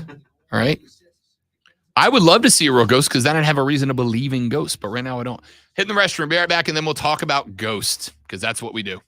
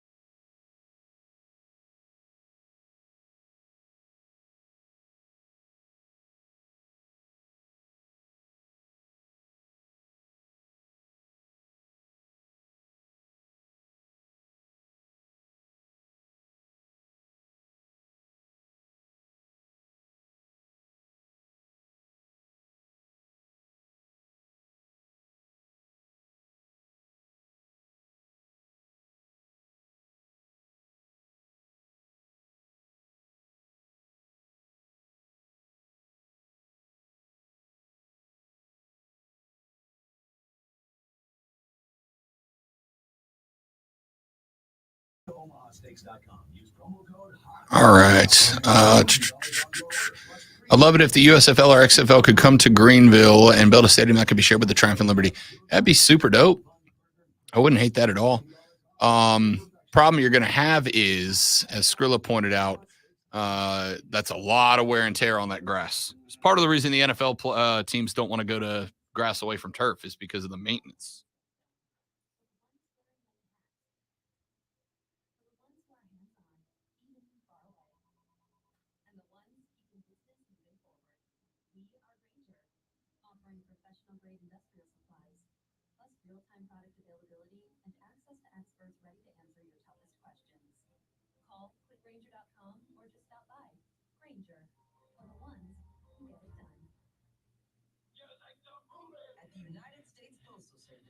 Reinventing our network to help keep your business moving with new shipping options to deliver better value, greater flexibility to conveniently reach your customers, more confident shipping with new informed delivery features, and new electric vehicles for a cleaner, brighter future. Fast, reliable, perfectly orchestrated. United States Postal Service, delivering for America. Learn more at USPS.com/movingforward. I always wanted to learn Spanish, but I never thought I'd have the time. Then I discovered Babbel. Babbel's lessons are fun. They only take like 10 or 15 minutes, and in 3 weeks, presto, you're starting to speak another language, like magic. I love that Babbel's lessons aren't just robots talking. They're voiced by native speakers, so you get the pronunciation just right. If you want to learn a language, there's no faster. Steve asked if you'd seen the Guardians yet. I have not, because the fiance wants to see it, and getting date night together with her is difficult to do, but we're working on it. I hope to see it sooner rather than later.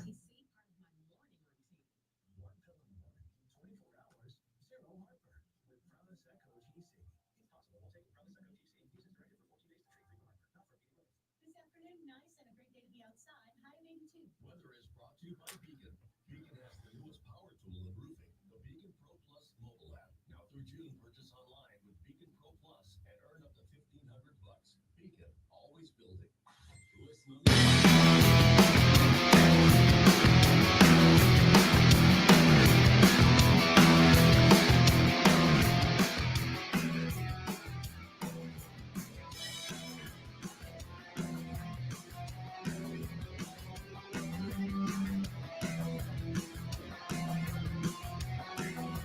Wrapping up the Rob Brown Show right here on the Fan Upstate. I am Rob Brown.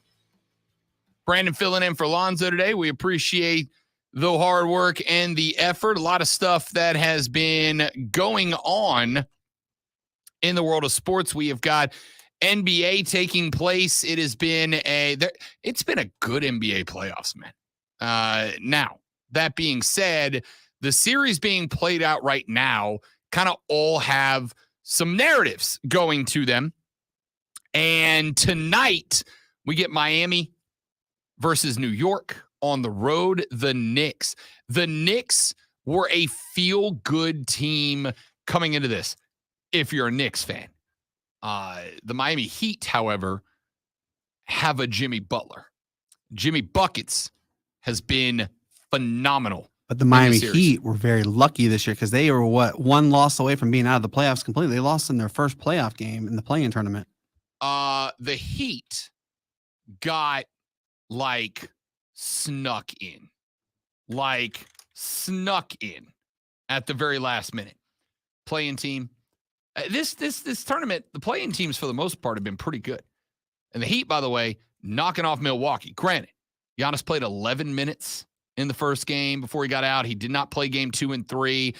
And again, a lot of people, I think, expected when Giannis came back in game 4 that it was just going to tilt all Bucks. But not having your superstar for 3 games and then having to get your chemistry back on the fly in the playoffs against a team that's got Buckets doing the way Buckets doing right now is going to be tough. So Miami's been a lot of fun to watch here.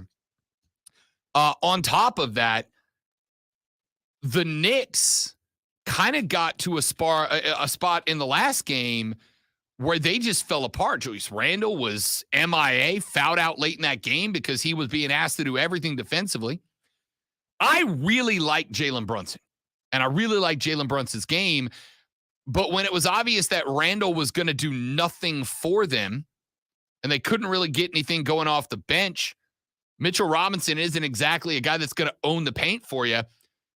The Heat were able to start throwing extra guys at Brunson. He wasn't. In fact, it cost me a parlay because I think one of my parlays, I had Jalen Brunson in the last game to hit 3 3-pointers.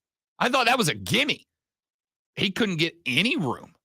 Couldn't get any room anywhere to get anything off. So Miami's got the Knicks down 3-1 in the semifinals in the East. Over in the West, how about the Lakers putting Golden State in a 3-1 hole? The Pelicans own the rights to the Lakers' first-round pick in the next draft. For about 2.5 months of the season, your boy Rob Brown, the Pelicans fan, was doing the happy dance. I'm like, oh, the Lakers suck, and we get their pick? This is going to be great. We're going to have a top 10 pick. And now we're not. Not only are we not now, but the Lakers are playing not just the best basketball of their season, they might be playing the best basketball in the postseason so far. They have Coach Ham's figured something out for this team. They have Anthony Davis, who has been an up and down player, right? He's had very good games and then crap games after. He has been a very, very good player in spots.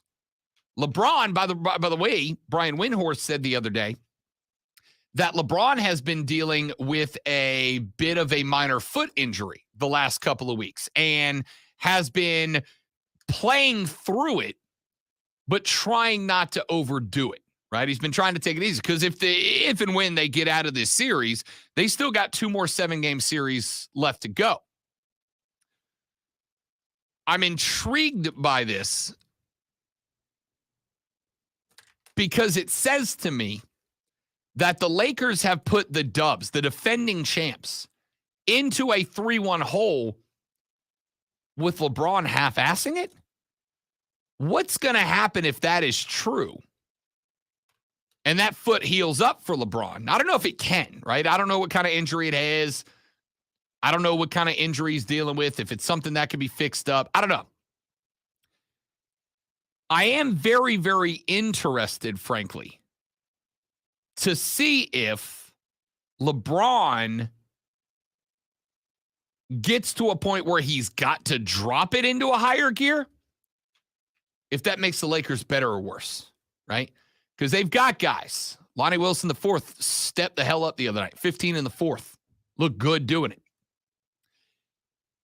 If LeBron decides to be old school Braun in the fourth of a game because they just need it to put him away, right? I watched the post-game interview after the Game 4 win.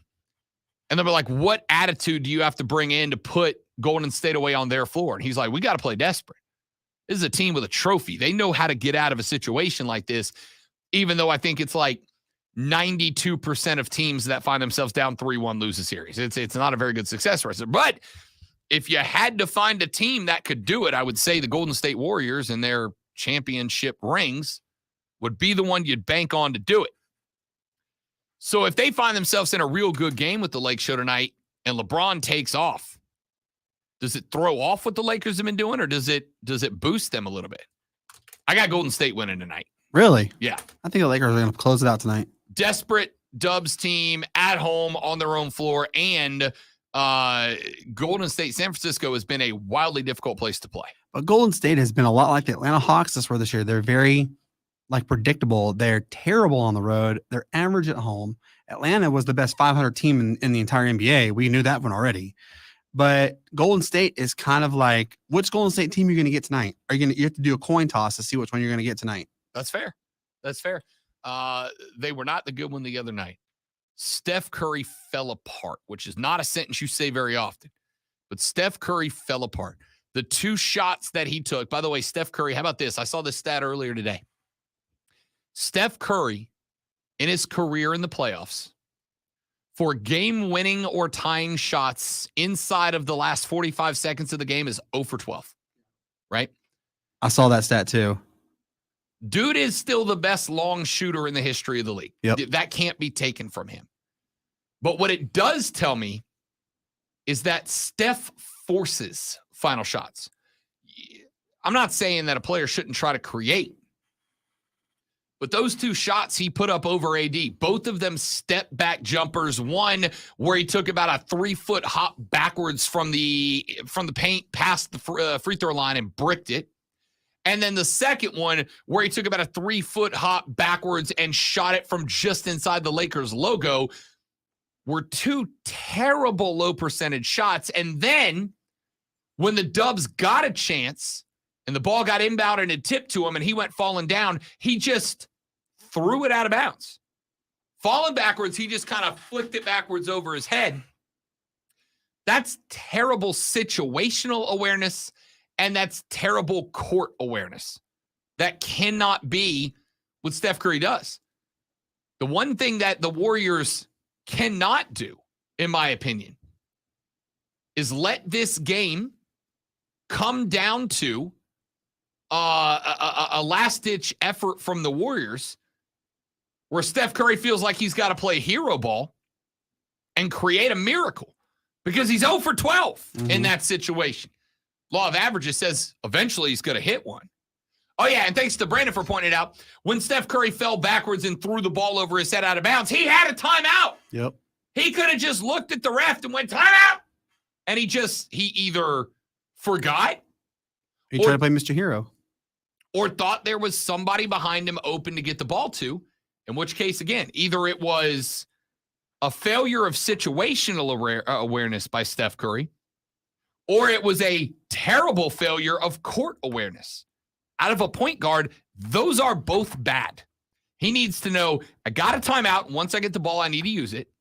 Or he's got to know, I'm getting double teamed. Where's the open guy to get him the rock and give him a shot? And he didn't do either of those two things. I love Steph, but Steph's not the guy whose hands I want the ball in an emergency situation at the buzzer. It's just not. So there you go. A couple of thoughts for you. Also tonight in the NHL, the Florida Panthers try to put away the Toronto Maple Leafs. Game 4, Florida leads that series 3-0, and this game is in South Florida.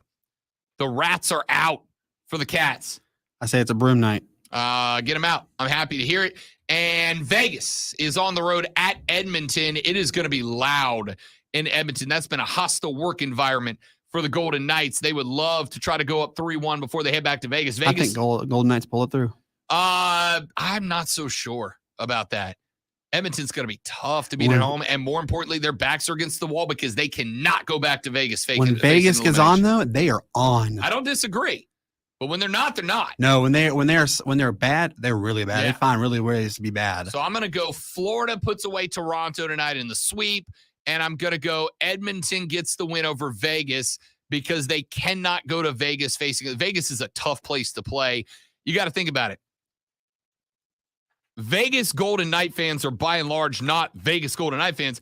They're people in Vegas to have a good time. They're drunk, they're rowdy, they're loud. You do not want to go back there down 3-1. So I'm going to go Edmonton gets that win, and we go 2-2 back to Vegas. I'm going to go Toronto falls to Florida. Ladies and gentlemen, that is our show for the day. Thank you so much for listening. I hope you enjoyed the radio broadcast. If you didn't, we'll be back tomorrow to do it all over again and try harder. Thank you very much for filling in today, Brandon. We appreciate it. May or may not see you back tomorrow. We'll hear what we hear from Zoe. Send him some well wishes at Lonzo on Word on Twitter. We're back tomorrow to do it all over again, but better on the Rob Brown Show and the Fan Upstate. Later, brother.